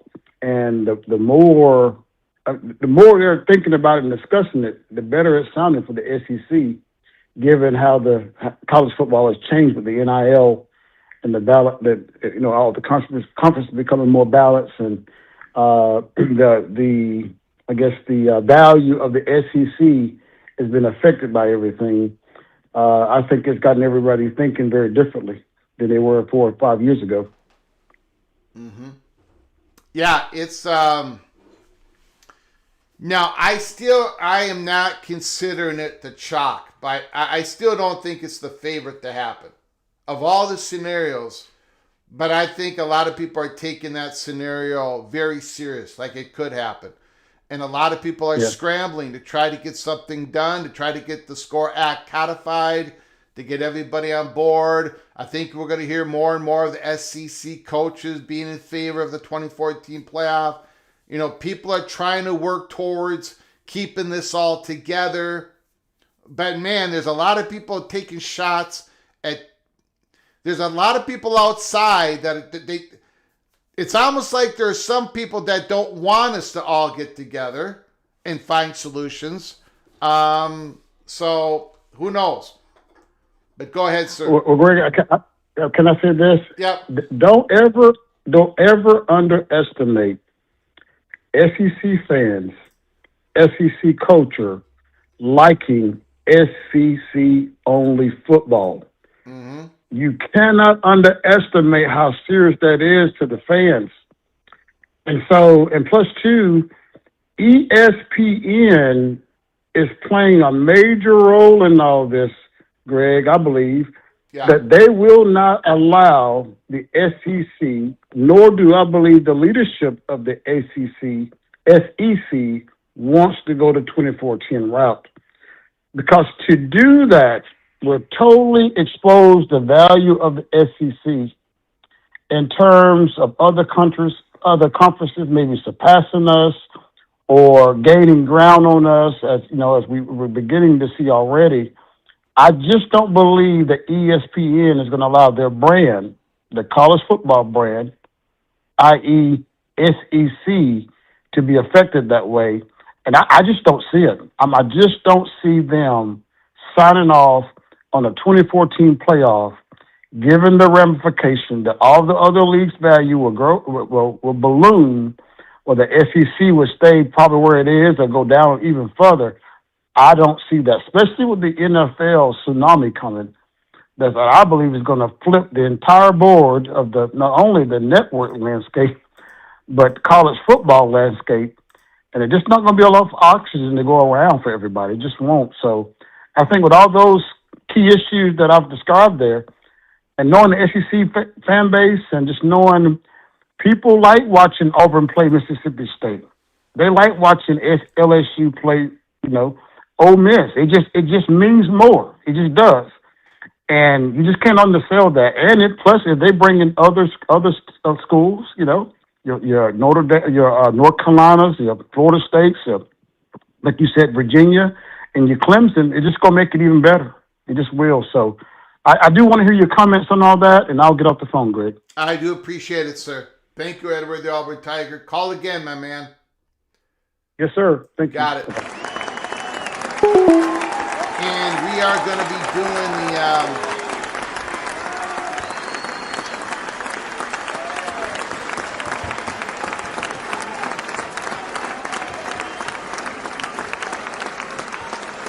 We are going to be doing the quarterback rankings, the SEC quarterback rankings, hopefully next week. We've done the Big 12, we've done the Big 10, and today, if you missed it, we've done our own ACC PATC quarterback rankings. Let me know what you agree or disagree with. We've got Davis Warren, Stanford at number 17, Alberto Mendoza, Georgia Tech. Mason McKenzie, very interesting. Boston College, D2. Billy Edwards Jr. played one game at Wisconsin, got hurt. Up and down career at Maryland, North Carolina, number 14. Number 13, Walker Egan, Duke. The San Jose State transfer, got some skills. Ashton Daniels, he's got skills. I'm just not a believer. I'm not a believer in Mr. Daniels. Number 11, Gio Lopez. I got quite cold on Gio Lopez, his performance at North Carolina. Bo Pibula, again. I did not like what I saw at Missouri. I was very high on Bo Pibula coming out from Penn State to Missouri. He can run. He's a thoroughbred. He's an absolute thoroughbred. But man, he was inconsistent with his throws downfield. He was absolutely wild. When Bo Pibula misses, he misses big. Christopher Vinzina, Clemson, I don't know. I'm just not sold on him. Maybe he can make me a believer of that LSU football game. Vinzina versus Leavitt. Clemson, LSU. Ethan Grunkemeyer, Virginia Tech, number 8. Lincoln Kienholz, who had to play behind Howard and Sand at Ohio State. Number 7, Louisville. Steven Angeli, I think, is a very good quarterback, Syracuse. Number 5, Mason Heinschel. Number 4, Kevin Jennings. Sagapulatelele, California. Sagapulatele from California. Number 3, JKS. Number 2, CJ Bailey. A rising superstar in college football. North Carolina State, number 2, and Darian Mensah, number 1, Miami Hurricanes. That is the PATC ACC quarterback rankings. Again, let me know how wrong I got it. We got our first super chat. Hour and 55 minutes in the program. Our first super chat. Holy smokes. Cope is in the house. Cope Crazy Silo Math Calculator. I like what Cope is doing here. He's got this Cope Crazy Calculator, or no, last time it was Cope Crazy Logic. No, was that it? I don't remember. But I do like the Cope Crazy stuff. Cope Crazy Silo Math Calculator. If SEC in the Big Ten ends up silo mode, 28 members work for in-house 12-game league slate, play 6 teams in Division 2 each and other pods per season. It's interesting. I don't know about the numbers, Cope. I know 28 members, 24 members, whatever. I'll let your calculator decide that. But I do find what Cope brings up, play 6 teams in the Division, 2 in the other pods. What is interesting about, and again, I don't want this to happen. I'm 100% against it, but I got to keep reporting about it. If SEC, let's just take the Southeastern Conference. I think, I don't know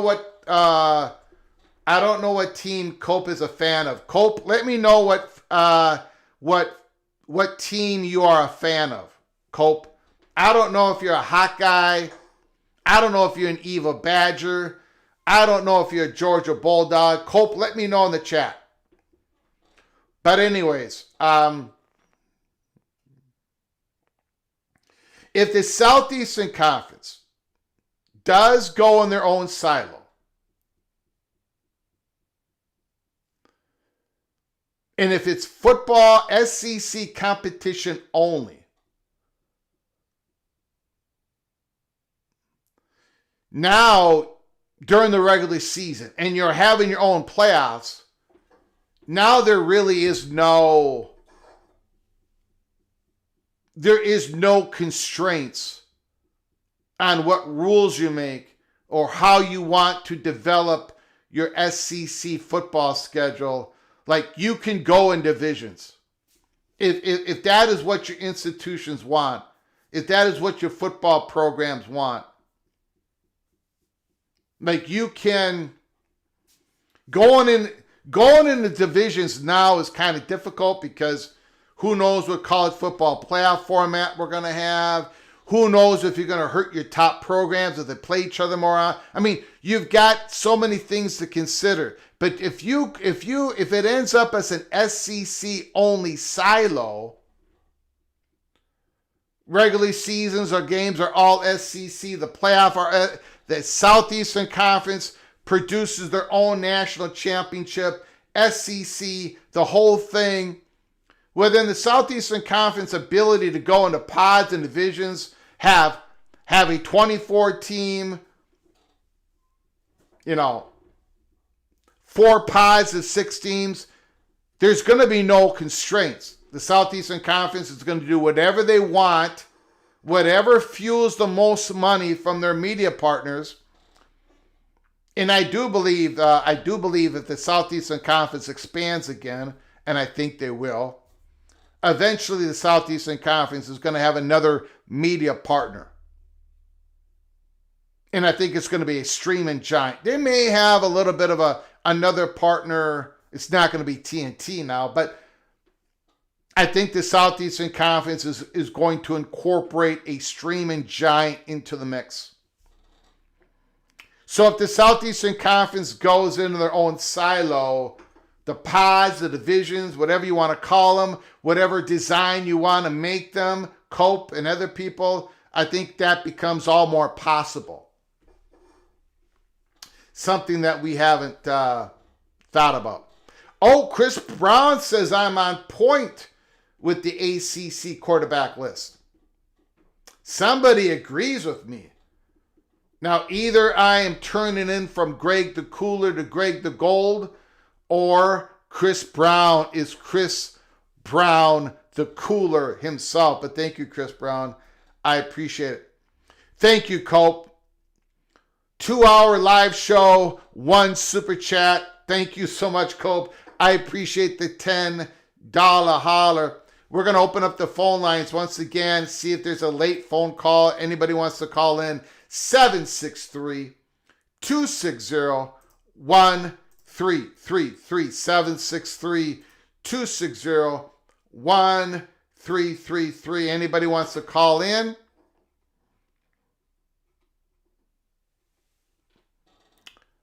If you're new to the program, please think about subscribing. And if you subscribe, ring that notification bell. Get yourself notified. We can come live at any time. Anytime.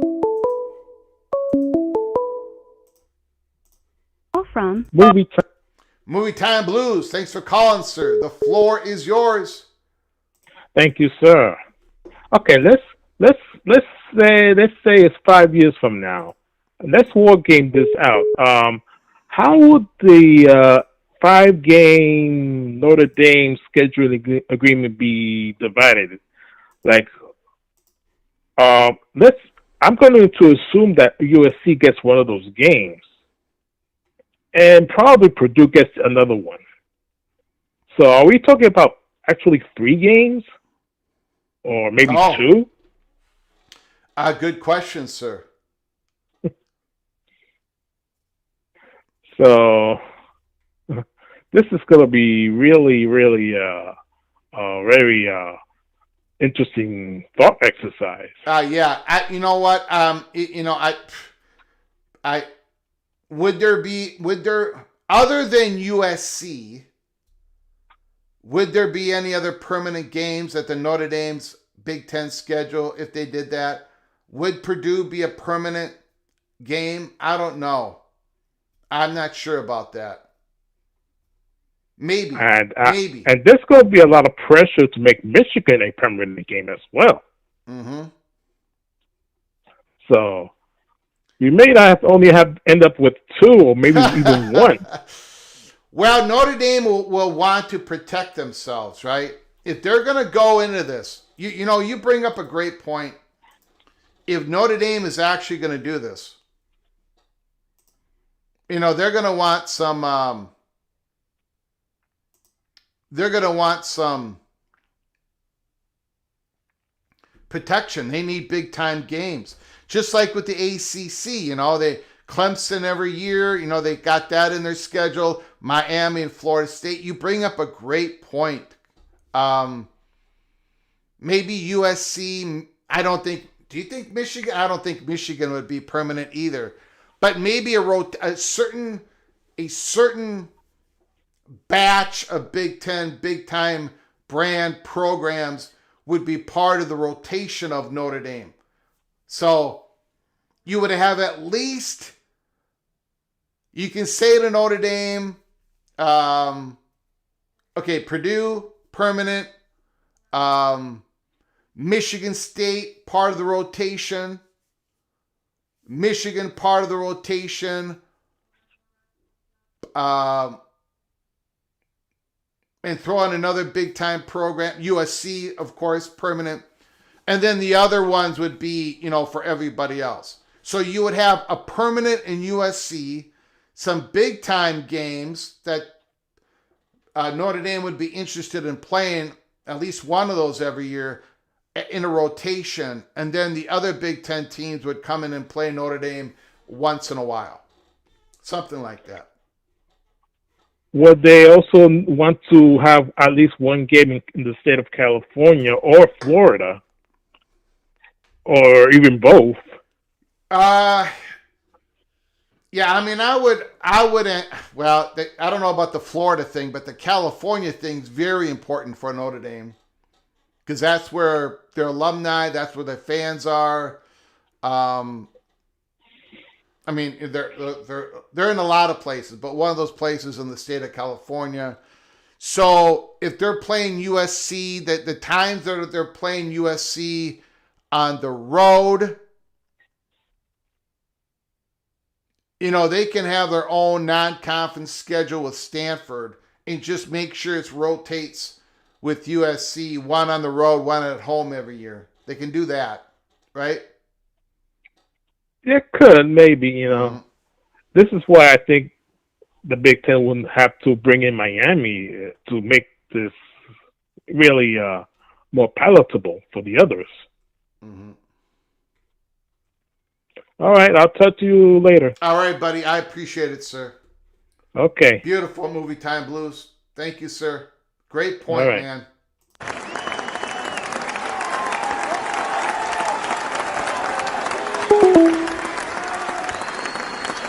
Cope, thank you for another $10 holler. Wow, Cope. Thank you for the generosity, sir. We've gotten 2 super chats in over 2 hours. Both of them from Boomer Sooner, Forks Up. Cope is a Boomer Sooner and Forks Up. So Oklahoma Sooner and the Arizona State Sun Devil. My thumbs misspelled SEC. Shame on me. Side note, Army of 24 seems to gain steam. Well, we're going to know more, Oklahoma Sooner. We're going to know more in those May SEC meetings. You know, the coaches were listened to last spring meeting when the coaches said no to the 4-4-2-2-1-3. Now that the coaches are saying yes to the Army of 24, will Sankey and the athletic directors and the SEC presidents follow again this time? And you remember the college football national reporters. They all praised the SEC coaches. They all praised them for stopping the Big Ten's ridiculous playoff plans. Now the national reporters, who still hate the Big Ten 2014 playoff team plan, are they gonna say the same thing about the SEC coaches this spring? Because Cope and we both know it's not just Kirby Smart. It's not just Josh Heupel. It's probably Brent Venables, for God's sakes. It's probably a lot of them saying, bring on the 24, let's go. We want to have more of an opportunity, not just to make the playoffs. People still are not getting it. People are still not getting it. It's not just about the playoffs. It's about the incentives in a 2014 playoff. It's about having the ability to have a first round bye, second round home game on campus if you're 1 through 8. If you do not make 1 through 8, if you make the 9 through 16, it's about having the ability to have a home game on campus in the first round. And then 17 through 24, it's about getting in the playoffs and making some dreams happen, making the impossible happen, being a Cinderella story. Oklahoma had a home game in Norman, Oklahoma. They lost a football game, but it was packed. It was great for Norman and for the community, for the businesses, for the campus, for the institution. The Army of 24 brings all of that and more. Brings all of that and more. I think, God, I hope, I pray that the SEC coaches talk about the incentives of getting a home game on campus. And the Army of 24, I mean, it incentivizes the very top teams. The number 1, the number 2, the number 3, the number 4. They get a home game on campus. That's what this playoff, if 12 doesn't allow for that to happen.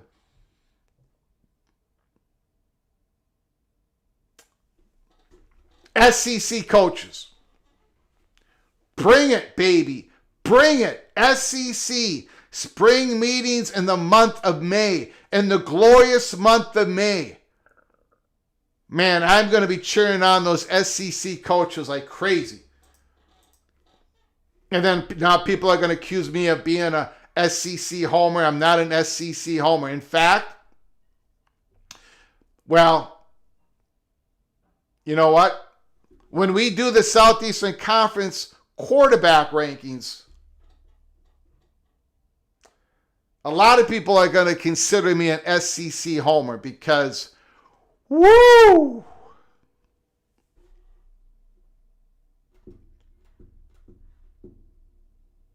The SEC quarterbacks this year, I praise the Big 12 quarterbacks. It's a very good slate of quarterbacks. I praise the Big 12 quarterbacks. I don't think it's as good as the Big 10 slate, but it's pretty good, pretty good. The ACC slate of quarterbacks, I think, takes a dramatic drop off in the Big 10 and the Big 12. Top 4, top 5 quarterbacks align pretty good with the top 4 or 5 of the Big 10 and the Big 12, but it's a dramatic drop off. But the SEC quarterback rankings, we're going to come out this week. The Southeastern Conference is absolutely stacked. I'm going to have guys ranked 5, 6, 7, 8, 9, 10 in the SEC quarterback rankings, in which a lot of SEC people are going to be pissed off. They're going to be saying, what the hell are you talking about, Greg? And Cope is probably going to be one of them. Because I'm not going to have the quarterback ranked 1, 2, 3, 4, 5. Very good quarterback, but my goodness, the Southeastern Conference quarterbacks, absolutely spectacular. Holy smokes. Thank you, Cope. I very much appreciate it. My goodness, look at this absolute incredible generosity by Opie D. Dunn. My goodness, Opie. Thank you so very much. 10 gifted memberships. Sam, Jeff Keyes, Montgomery, Jeff Gott, Y. Klein, 85, Reckard, James Turpin, Brizzy, Eddie Wan, and Fluffy Boy. My goodness, all of you were gifted a membership by the incredible, generous OPD Dunn. And OPD Dunn is not only very generous and kind to this program and to the fat guy from Minnesota, he helps us keep the lights on and grow the channel. OPD Dunn is a spectacular writer of comments, very, very, very creative, which we like. We love creativityness at PATC, and OP is elite, absolutely elite. Thank you, OPD Dunn. For the 10 of you who just received a very generous gifted membership by OPD Dunn, that means all of you can go to our library of episodes and watch them all, including Cloak and Dagger, early peak Cloak and Dagger member-only episodes. Thank you, OPD Dunn, all of you. The 10 and OPD Dunn, of course. And OPD Dunn, of course.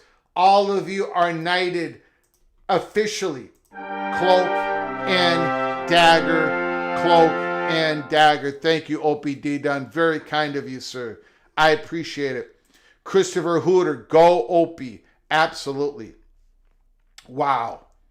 Wow. Wow. And then we got Amazing Blue, the Michigan Wolverine, member for 22 months.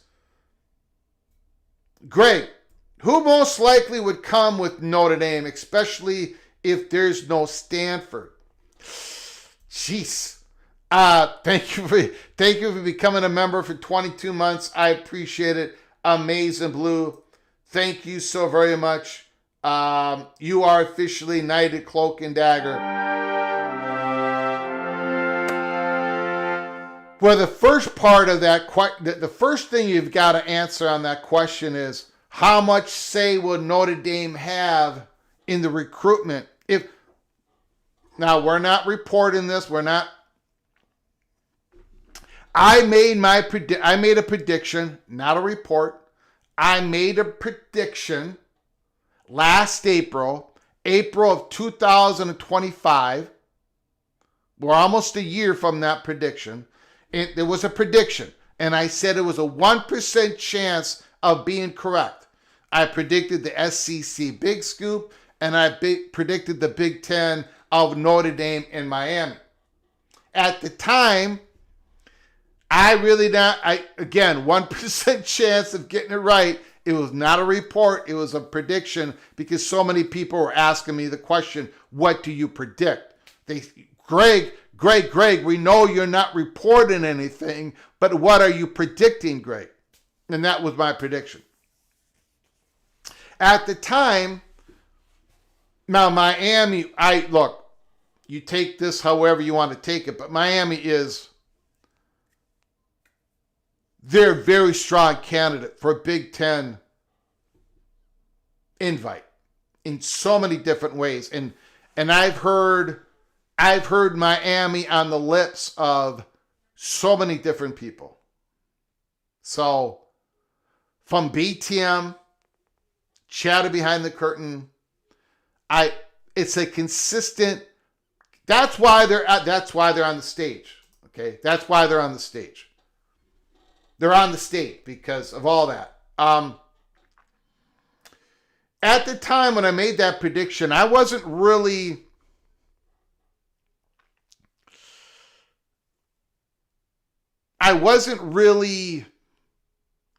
a believer anymore in Notre Dame. If they joined the Big Ten, that they would call their shot. And if they did, Miami would probably be just as much of a candidate as everybody else. At the time, I wasn't totally sold on the Notre Dame Stanford thing anymore. If you go read the Los Angeles Times article that was written about us on the USC breaking the story, it is written in that article that I said, look, if I had to make a prediction now, it would be Notre Dame and Stanford, because I believed in that at the time, if that was going to happen. But again, if you've been watching the program, from the very first program we put out there, we said it was going to be Washington and Oregon, because Notre Dame had already turned that possibility down, before we even did our first live show on August 20th of 2022. So going back to last year's prediction, I had Notre Dame and Miami. If I had to make a prediction today, I would probably stick with that, Notre Dame and Miami, being the 20th member. But of course, it could be Stanford. Now, you're asking if there is no Stanford. Then I would say Miami. But it could be a Notre Dame and just about anybody. It could be a Notre Dame and just about, it might not even be Notre Dame +1. It could be a Notre Dame +3. I mean, if it's Notre Dame that pulls the trigger. See, here's the thing. If you're the first one pulling, if you're the one, and again, yeah, Opie's pimping. Opie's the man. Thanks, Opie. Thank you, Sam, thank you, Opie D. Dunn. Thank you so much. Shame on me. Shame on me for not emphasizing this. So thank you for the question, Amazing Blue. If you're the one pulling the trigger, you get something. Like, you get something. You get something a little bit extra. And maybe that little bit extra for Notre Dame would be able to call their shot. When I predicted the Notre Dame Miami thing, just a prediction, 1% chance of getting it right, my thought was it wasn't going to be Notre Dame pulling the trigger. That it would be the SEC Big Scoop pulling the trigger. But if we're going to go with this, Notre Dame gets to the center of the stage and Notre Dame's the one that pulled the trigger, maybe Notre Dame does get to call their shot. Like Colorado got extra money. I mean, Colorado got something extra. They got a little bit of extra cash because they were the first one that pulled the trigger on the Big 12, Pac-12 drama. So this was a long way. This was a long way of me not answering your question, Amazing Blue. So I would stick to my prediction. But Notre Dame and Miami. But you know, if Notre Dame calls the shot, then it might be Notre Dame, Stanford, and if it's that, there very well could be two schools in the southeastern part of the country that join because Notre Dame, the Notre Dame pulling the trigger would grease a lot of skids.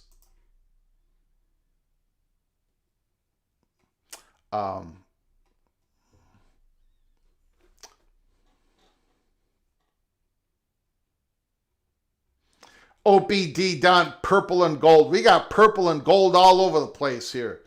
You LSU Tigers, you LSU. It's a good thing I've got LSU. I'm very high on LSU this year. So this year I'm not going to get dragged over the coals by Gold Black 45 or Ryan Brooks or Rodney Richborg and all of you other LSU Tigers. But I might put Greg the Cooler on you.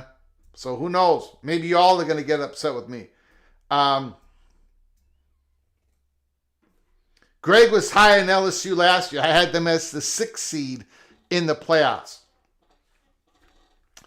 Karan Shakar, that was Greg the Cooler. Okay? That was Greg the Cooler.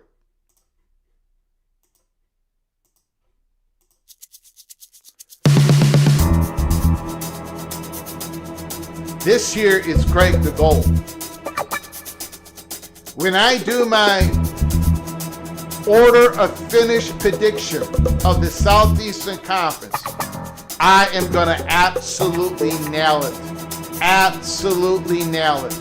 And I'm going to tell you right now, LSU is going to be in the top 3, possibly number 2 behind the Texas Longhorns. Let's go. LSU Tiger with Lane Kiffin might be going to the SEC championship game. Might. I got him ahead of Ole Miss. I got him ahead of everybody but Georgia and Texas as of right now.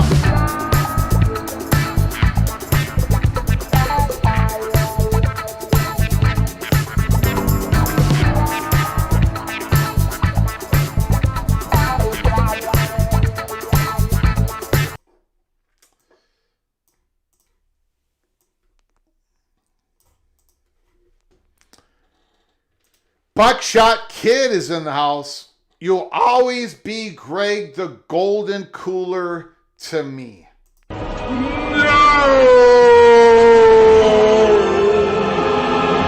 Order of finished predictions. Order of finished prediction.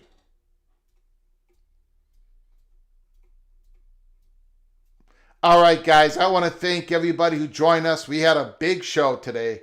PATC prediction, PATC rankings, of the ACC. There they are again. Davis Warren, Alberto Mendoza, Mason McKenzie, Billy Edwards Jr., Walker Egan, Ashton Daniels, Gio Lopez, Bo Pibula, Christopher Vizina, Ethan Grunkmeyer, Lincoln Kindholt, Steven Angeli in the top 5. Mason Heinschel, Kevin Jennings, Saga Pulitelli, California, CJ Bailey, North Carolina State, a rising superstar, and Darren Mensah, the superstar of the ACC quarterbacks. There it is. Let me know what you think I got wrong, what I think I got correct. Thank you so much, Cope, for your super chats. Very much appreciate it, Mr. Sooner. And I'm glad to know what team you represent now. Sooners and the Arizona State. OPD Dunn, massive gift membership. Thank you, OPD Dunn, LSU Tiger, and the Michigan Wolverine, Amazing Blue. Thank you so much for becoming a member for 22 months. We had great phone calls, great comments, great chats. I appreciate it. We're going to be coming on live Sunday, tomorrow, March 8th. And I'm really going to get into this. We've been talking a lot of college football. We've been doing quarterback rankings and everything. But I've had to talk a lot about Notre Dame here lately. By the way, if CJ Carr was on the ACC quarterback rankings, he would be number 2, even ahead of CJ Bailey. I think CJ Carr is going to be he's going to be a great quarterback this year. But anyways, we're not going to be talking Notre Dame unless there's some breaking news on Sunday. We're not going to be talking about quarterback rankings on Sunday. We're going to get into this pooling of meteorites, the possibilities. We're going to throw these things together. We're going to analyze. We are going to do a deep dive. If this bipartisan bill in the Senate actually passes, where schools or conferences can pool their meteorites together and it's optional, there could be a merger. There could be, who knows? There's a lot of possibilities. And we're going to talk about it tomorrow on Sunday, along with all the other breaking news in college football. So make sure you get notified of our live show tomorrow. I can't tell you the time, but when we come on live, buckle up and brace for impact. Get yourself subscribed, ring the notification bell, and then share this video. Smash the like button if you've liked our content today. If you have not liked our content today, if you did not like my ACC rankings, hit the thumbs down button. Either way, thumbs up, thumbs down. I appreciate all of you. Until next time, from all of us at PATC to all of you, please, you all take great care of each other. Thank you so very much. And as always, God, family, Golden Gophers.